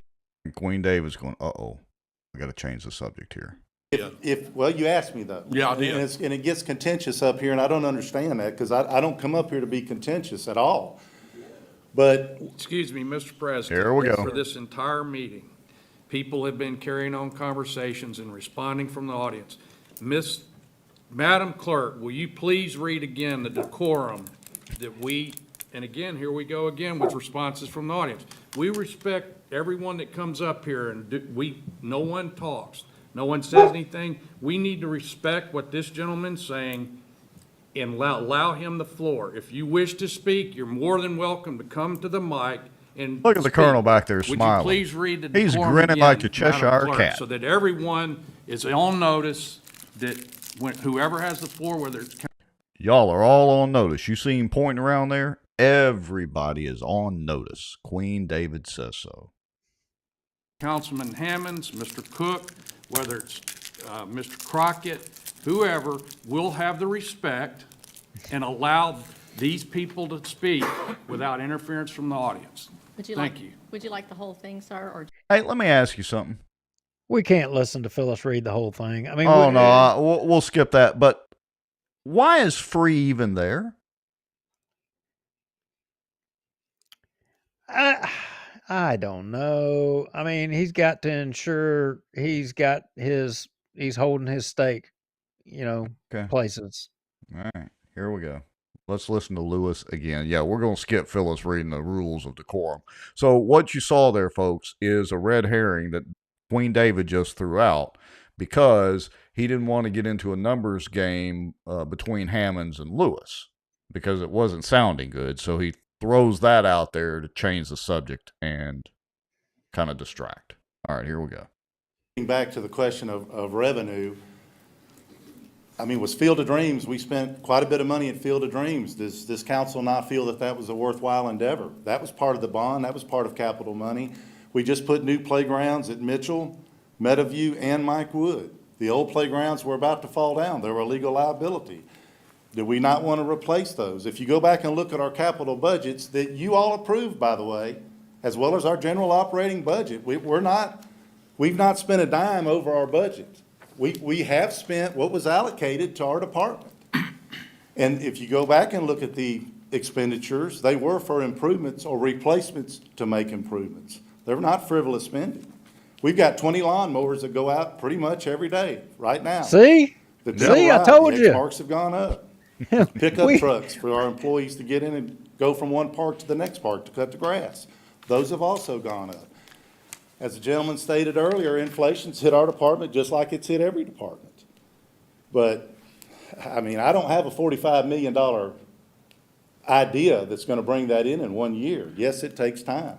And Well, yes, they are improvements in the quality of life Well, apparently you hadn't thought about swimming pools, Lewis. for the people, just like swimming pools. We've had to upgrade our pools within that time frame as well. Do y'all charge people to come to the swimming pools? We do. It's $1. We could charge, it's $1 for a kid.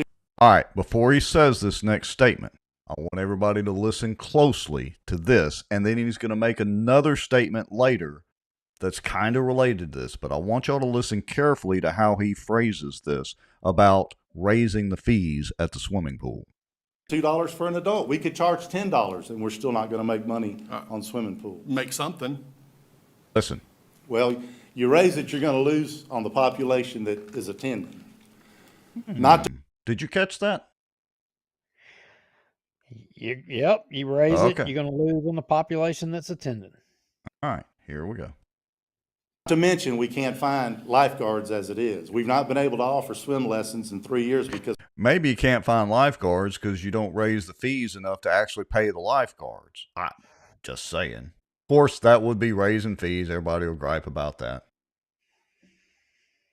All right. Let me skip ahead to Hammonds. This is where Hammonds mentions the spending, and quality of life again. Well, it doesn't come back to our department, so you tell me where it would go. Well, I mean, it would help on the overall bottom line. I mean, you're not getting my point that we're just At some point, we're just spending, spending, spending, and spending. I mean, we may look up and we're at $150 million in quality of life. I mean, that's what everybody loves to say, it's quality of life. That's a direct comment to Queen David, because do you remember the meeting? I think it was last year when he got on his soapbox about quality of life. Well, ironically, we were talking about tennis, and in this conversation that we're having right now, we sure didn't talk about the tennis courts. What contribution of Parks and Recreation goes to the tennis courts up there that the Bossier doesn't get nothing back? In fact, I mean, the taxpayers kick money in, but yet none of it comes back. Yep. Ryan Hagus says it's been $1 for 40 years. I wouldn't doubt that. Okay. Val Baker reminds us, but spend $400,000 for a statue. All right, here we go. Let's see. 2249. All right, let's listen to a little more. But quality of life too is still having other stuff like in the city roads that you live in. Well, are you wanting, and I'm asking, are you wanting us to charge a gate for when we have a BPAR function? That's not what I'm saying. Well, that's a way of generating revenue, though. Okay, well then, is that what y'all want to do? No, that's not what we want to do. We just raised our fees from 45 to 60. I think what we need to do, I think we need to have this conversation with the department head of this and not you. I don't disagree, and I will tell you this, Mr. Bohannon has been there for almost 18, 20 years, and I don't know that he's heard from some of the councilmen that have questioned some of the... He was at the meeting.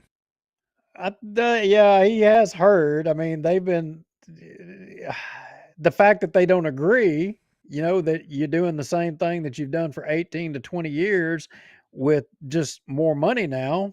Right. And, you know, money's not growing on trees. You can't print it like Magic Mike. Oh, please don't make me play that video again. All right, I'll throw up in my mouth again. All right, here we go with Miss Deborah Ross. 1200 Full of Love, Bossier City, Louisiana, 71112. I don't have no problem with them wanting to do whatever they want to do to Tinsley Park. I played softball. I can understand that you want to have a nice park to go and play in and go in the dugout. But on this young man occasion, I live in Barksdale Annex. I know what the gym looked like. I have pictures of the gym. Yeah, you guys did work at the gym, but the floors are overcoated and it has run off of the coat. Now, whoever did the overlay of the basketball court, they let the liquid or whatever you want to call it ran off the coat. So it's off of the court and it's run onto the regular floor. The flooring need to be done, and then the ladies' bathroom down there. The bathroom, when you push the door open, you can see all the stalls.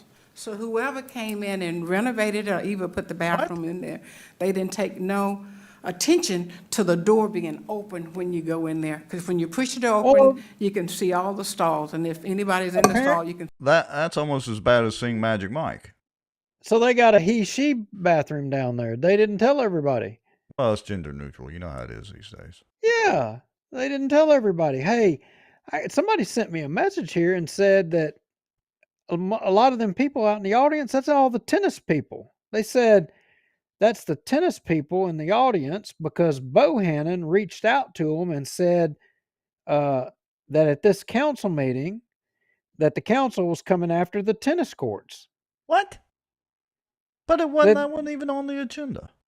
That's what, well, no, but that's part of Parks and Recreation. But apparently what they're saying is that Bohannon and this other guy that was up there just a second ago, ginned up. They're trying to stack the deck? Well, no, that they ginned up all the tennis people and told them all that at the council meeting that they were coming after the tennis courts or something. Oh, maybe so. They got that wrong because that was nowhere on the agenda. All right, I'm gonna no disrespect to Miss Deborah, but I'm gonna skip ahead to the voting results for that. So hold on just a second. I have no idea what happened. Okay. 2 against, Chris Smith and Brian Hammonds, and of course everybody else voted for it. Well, wait a minute. But look, you see that I want to talk about this. But approving the report of deductive change order number 1 in the amount of $115,700. Again, Duke, it sounds to me like they're saving us taxpayers money. I just had a thought. Our wiffle ball game, our wiffle ball tournament, we need to hold it at the tennis courts. Oh. That's where you play a wiffle ball game. Well, yeah, when we were kids, we used to play wiffle ball anywhere we could. Well, we played on a tennis court at Happy Jack's Turtle Ranch. That's where we did it. Was on a tennis court. Well, hey, I'm all for wiffle ball at the tennis. We'll start at the tennis courts, then move on to Tinsley, and then we'll go down there to Walker Park and go tubing. We'll play wiffle ball while we're tubing. There we go. Yeah, and get Lisa to come by in the chamber van, pick us all up, and we'll all go bungee jumping. Right. Okay. I'm gonna skip ahead here. So they did. There was some other commentary, and it's worth watching the whole meeting, folks. But I'm gonna skip ahead to Colonel Crockett. First, they talk about appointing Bo Hayes to this. I forget what that daggum thing was called. No, Bo Hayes, he's the guy with the thing, the beer joint down there at the on the riverfront.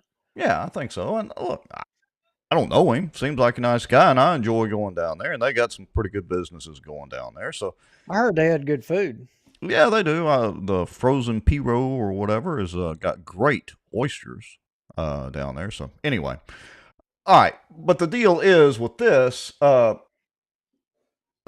there was some contention. Let me see if I can find this. Hold on. All right, let me share this. Let me put this screenshot up here real quick. So bear with me for just a second, then we'll get back to the video. So here is what they're talking about. This is the appointment of Bo Hayes to the Shreveport-Bossier Convention and Tourist Commission as a rep for the city of Bossier for a 3-year term beginning January 1, 2024. Ashley Warner's term expires December the 31st. She is not eligible for reappointment because she has served 2 consecutive 3-year terms, which is the maximum allowed. It's right there in the explanation of the proposal on the agenda sheet. That is important to remember for the conversation you're about to hear, folks. So nothing, I don't have any problem with Bo. It's more important what's happening here. All right, so here we go. Let's listen to the good colonel. David Crockett, 653 Dumaine Drive, Bossier City, Louisiana. Just a general question are all the commissions and boards that Bossier City nominates people to term limited? I mean, are there any that are not term limited? I'd just like to know in general. I don't know the answer to that. Are they all term limited? I mean, I think that's a good thing. I'm not going to. What did my grandmother used to say? Better to keep your mouth shut than open it and remove all doubt as to how much of a moron you are or something. Anyway. There is so much comes out of the next comments out of every person that speaks right here. It says a lot. So first up, we get Bubba Don. They're probably not. People Probably want not. to get off.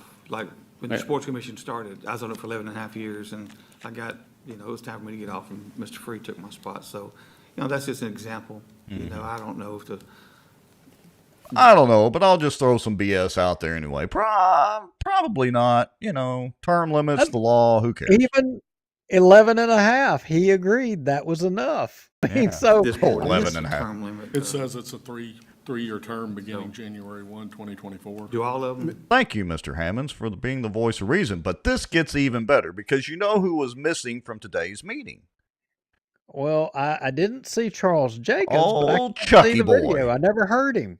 Old Chucky boy was missing today. I don't know if he was having to respond to the federal lawsuit, the AG investigation. Who knows what he was tied up today doing.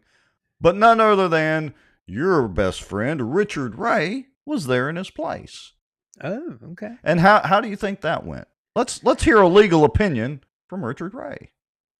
Mr. President, if I may, the boards don't have any term limit in the fact that you could be appointed and reappointed and reappointed and reappointed. And so if the question is, are there term limits? I want you to hear that again. Here we go. We got to play it again. three-year term beginning January 1, 2024. Do all of them? Mr. President. Richard Ray, here we go. The boards don't have any term limit in the fact that you could be appointed and reappointed and reappointed and reappointed. And so if the question is, are there term limits? No, there are not. It's for a 3-year term, but Mr. Hayes or anybody else, there are people that serve for tremendous periods of time. If they're active serving, there's no term limits on any boards, to answer Mr. Crockett's question. Okay, so before we continue this, those of you who weren't at the meeting, do y'all think there are term limits for this position? I mean, you just heard Richard Ray say, no, you can just keep serving. Just keep serving and serving and serving like a hot dog line. Well, I'm just wondering, are they going to file for a declaratory judgment in Benton that petitioning to have Bo Hayes on there is invalid or something? I mean, maybe they need to decertify the agenda item. I don't know. Is he gonna, Mr. Chairman, you need to take this off the agenda or something? I mean, well, you know who surely comes in? You know who comes in to save the day? Well, I please tell me, because I haven't watched this part. Okay, none other than Amanda Nottingham herself. Hold on just a second. Let me jump up there. Oh, look. Really? This board does have term limits. This one is created in state statute, and so they do have a limit on 2 consecutive 3-year terms. Wait a minute. Let's go back. Listen to Richard Ray again. Three-year term beginning January 1, 2024. Do all of them? Mr. President, if I may, the boards don't have any term limit in the fact that you could be appointed and reappointed and reappointed and reappointed. And so if the question... Hold on. I wanted to say this board does have term limits. This one is created in state statute, and so they do have a limit on 2 consecutive 3-year terms. Oh, thank you. Thank you, Amanda. We appreciate you substituting for the assistant city attorney. Where did she go to law school? Apparently not to the same law school Richard Ray went to. Doesn't he work for the Kitchens law firm? Does she not know? Does she not know she can't buck the city attorneys, that they are, just like Patrick Jackson on the police jury, 100%? Now, Ryan Haygood brings up a good point. He says, that's interesting since Richard was supposedly advising the mayor on term limits. I mean, wow. Hey, you know what else is interesting? Now, correct me if I'm wrong, Duke. Doesn't Richard Ray work for the Kitchens law firm? Well, he did. I don't know if he still does. I presume he still does. I presume he's still... Wasn't that the same law firm that your buddy Magic Mike? Well, he was an ADA as well, too. Oh, okay. I mean, Anyway. I'm guessing he still gets a check from, Benton. He gets a check from Bossier City, and he's probably still on staff with the Kitchens. I don't know, but I would think. All right, now let's run the clock up to Colonel Crockett again, because Colonel Crockett wants an apology. Did you know that, Duke? Yeah, I did hear that. All right, let's play it. Just please accommodate one comment. The reaction in this room that I think was rightfully addressed by a councilman was a response to disrespect from the council towards me. I would like to have an apology from that, because I do think that I study every issue that I come here and talk about. So to say that I don't know something when I study every issue, and I have walked Hooter Park 5 to 10 times. Has the councilman who commented walked Hooter Park in the last 6 months 3 or 4 times? So please, and I actually respect the rules of the council verbatim almost every time, but when somebody disparages the public and you want to have tax increases in the future, so if you disparage the public, there's a Louisiana legislative audit briefing that warns you against that. Oh, now, I can send it to you. They're not worried about the public the law if you or want to those get opinions. what you're asking for to pay for public issues. Thank you. Thank you. Poor Colonel Crockett. They pick on him so much. First, Phyllis talks about him going over the time all the time. So he is literally the subject of the infamous leaked audio that was sent to us via Proton Mail anonymously. And now he's the subject of Bubba Don's ire, claiming that, he doesn't know what he's talking about. I don't know where to start. Hey, Jeff Sadow makes a pretty good comment. He says, didn't Bubba say David didn't know what he was talking about parks? And then he tells David there aren't any term limits when in fact it was right in the fact sheet for the ordinance. Who's the ignoramus here? Good point there, Mr. Sadow. Yeah, it's right there in that fact sheet. I mean, they all had a copy of the same thing we had a copy of. Yeah, good point. Oh, wow. I don't know. Well, I'm going to skip ahead because there's a lot of back and forth between maintenance, and Lewis Cook gets back up there and goes through a slideshow, but there was one revealing deal in that slideshow, really revealing. And yes, it was. Yeah, so I'm going to skip ahead to the 53-minute mark, and let's listen to that. At Hooter Park. I want to make sure you all are aware that the city does not own Hooter Park in its entirety, that we lease probably a third to a half of that from CADA. Wait a minute. We own half a Hooter? He said they lease it. I mean, and I do they have a 100-year lease or something? Because I don't recall ever hearing about some lease. This is the first I've heard of it. Sounds like a public information request time. And that was not discovered until April of 2017, that we did not own all of that park. Wait a minute. Until 2017? They had no idea. How did they build a park and put equipment out there and whatever else they did and not realize they didn't own it until 2017? I think he ends up acknowledging that they built everything out there on it, and before they even realized they didn't own it. What the heck? Okay. Here we go. So half of a playground runs through property that we don't own. 3/4 of the walking trail with the walking trail lights are also on CADA's property. That front backstop belongs to CADA. Who is CADA? Do we know? I didn't look up that acronym. Does anybody in the comments, does anybody know who he's referring to with CADA? I think it's KADA maybe, the acronym. Does anybody know? All right, here we go. And if you're not in the wherewithal, you don't know those things, but there is some water. Wait, he just looked back at Colonel Crockett on not being in the know and literally just admitted they didn't know didn't own the damn property. Well, what idiots are we dealing with? He probably doesn't know that all the computers that they got out there don't work either. Oh, but Colonel Crockett's probably an idiot on that one. Okay, Colonel Crockett may know it, but he doesn't. Yep, so your wife and who else? And Robbie Gilbert corrected me. CADA, CADA. Colonel Crockett says drug rehab, CADA. Okay, thank you. Had no idea who that was. All right, here we go. That stand up there toward the front of the park after a heavy rain, but we don't own that. And unless you all tell me to spend taxpayer money on private property, I don't know that we're going to do much with that. What? Had y'all already spent private money on taxpayer or taxpayer money on private property? Hadn't you already done that?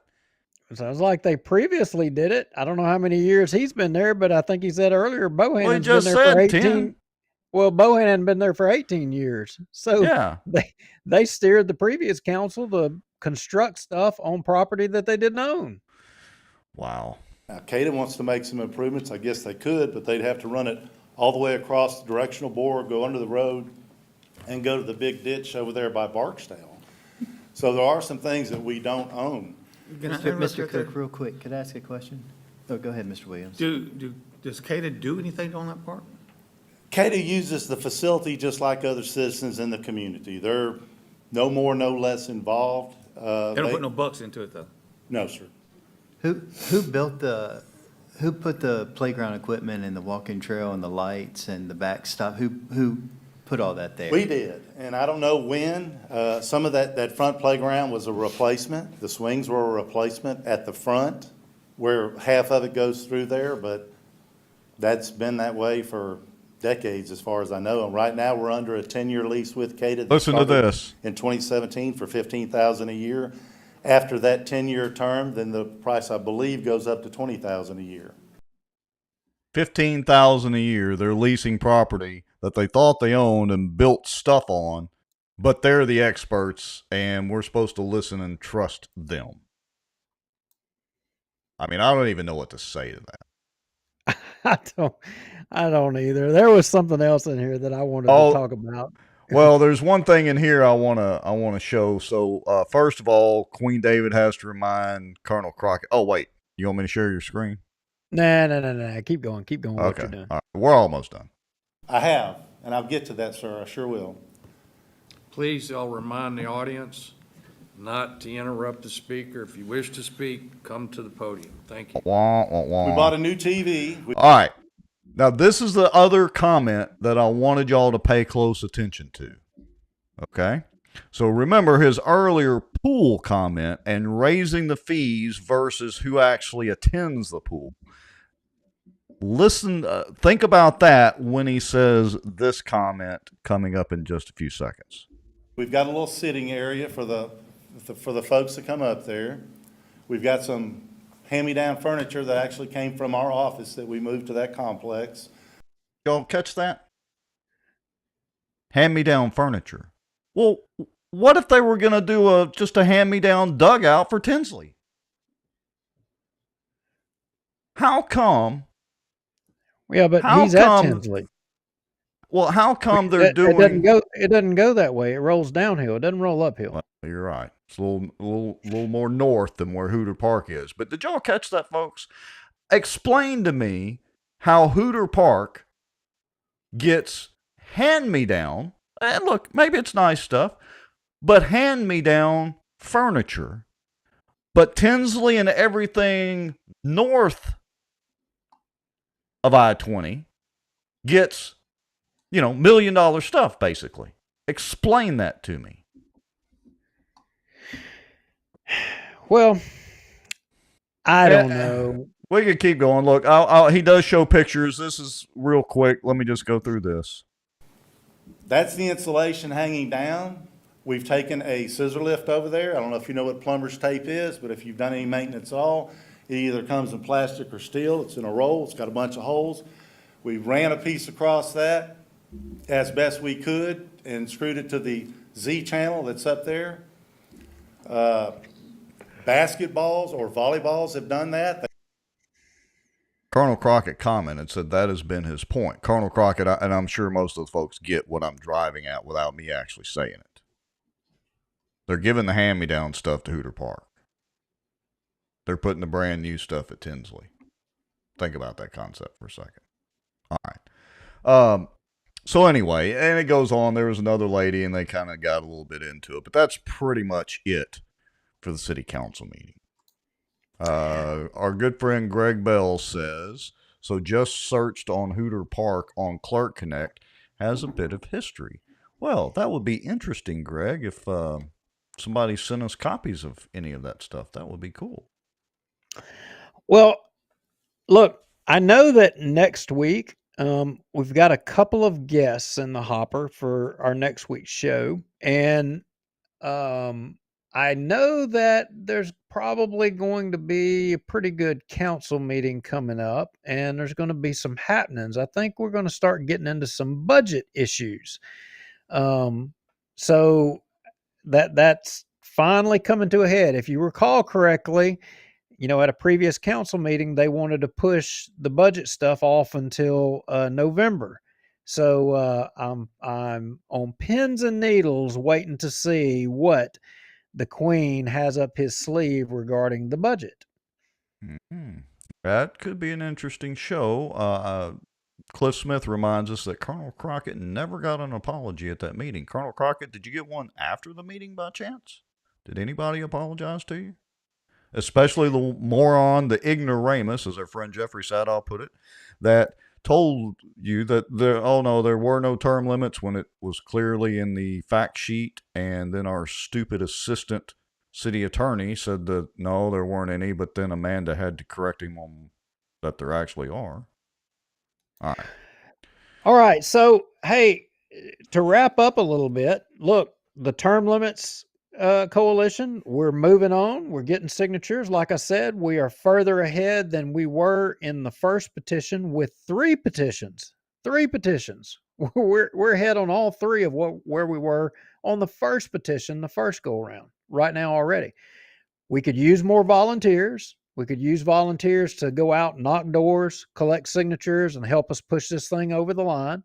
It's going into winter. It's getting a little harder to do. It's going to be a little harder to do, but if you can just give us an afternoon, let us know a day that you can go out. We'll pair you up with somebody. We'll train you and get you out there.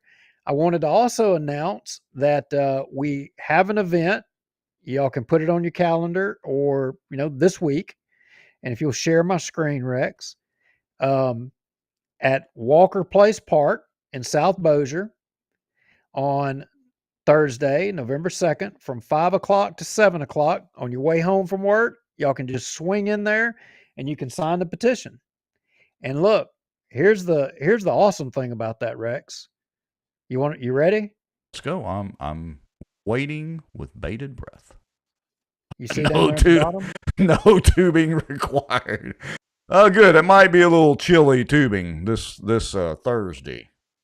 I think our good friend down there, Mr. Cheatham, is probably going to be the one collecting those signatures down there. So if you want to stop in there and pay homage to Brother Cheatham, I think him and his lovely bride will probably be the ones down there doing it to it. You know what? I just thought we could redneck tube, though. Or we could get a hydro slide, put a rope behind the pickup truck, and just spin it around those ponds over there for a little while. We could get Cheatham out there to do that.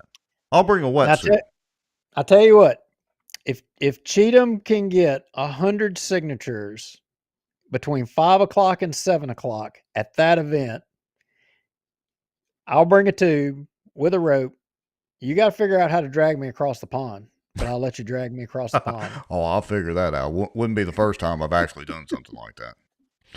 All right, Mr. Lowry, that sounds like a deal. So, your wife says you all are too old for that. Yeah, right. We might be sore the next morning and down in ibuprofen, but we could do it. All right, let's see. Cliff Smith says tomorrow at the Sobo Luncheon he'll have the petition Saturday in front of Fat Tuesdays. So there's some other locations. We appreciate all y'all's help. Julie Ferris says, Community Renewal's Friendship House is in Barksdale Annex, is in dire need of a few sponsors. And funny fact, they have no clue who their city councilman is. Imagine that. So if you feel a little generous, maybe reach out to Julie Ferris and let's see if we can get them a few dollars over there and help out. All right. Christopher James Norris says, Duke, tube with the wig on.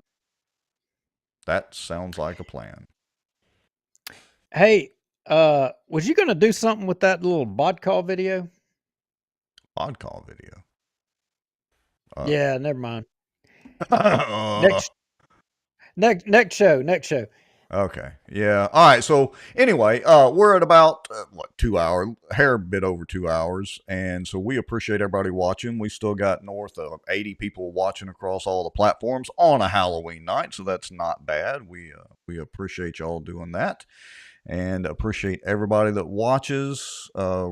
We appreciate we have gotten a few small donations in, so we appreciate that. That helps pay for the light bills, so to speak, around here for the software we use and all that. So we appreciate that. And all of our sponsors, including Pelican Training and Consulting, the Ferrises, who else? Oh, Renee Hall with the Transact card. And of course, you and Kara with your mortgage business, Acadiana Mortgage.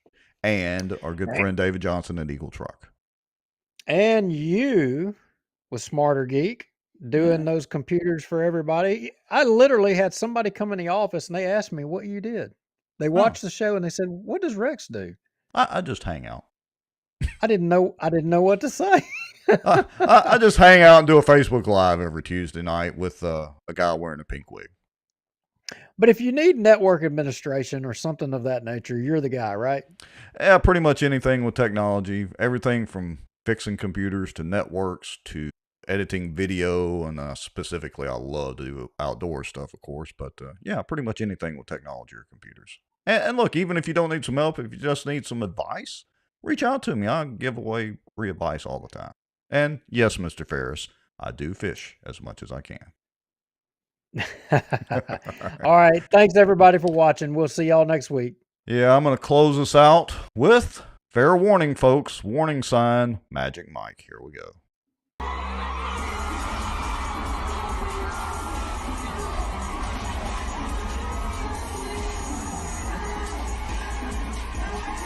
Oh, my goodness. We got to get out of here. Oh, God.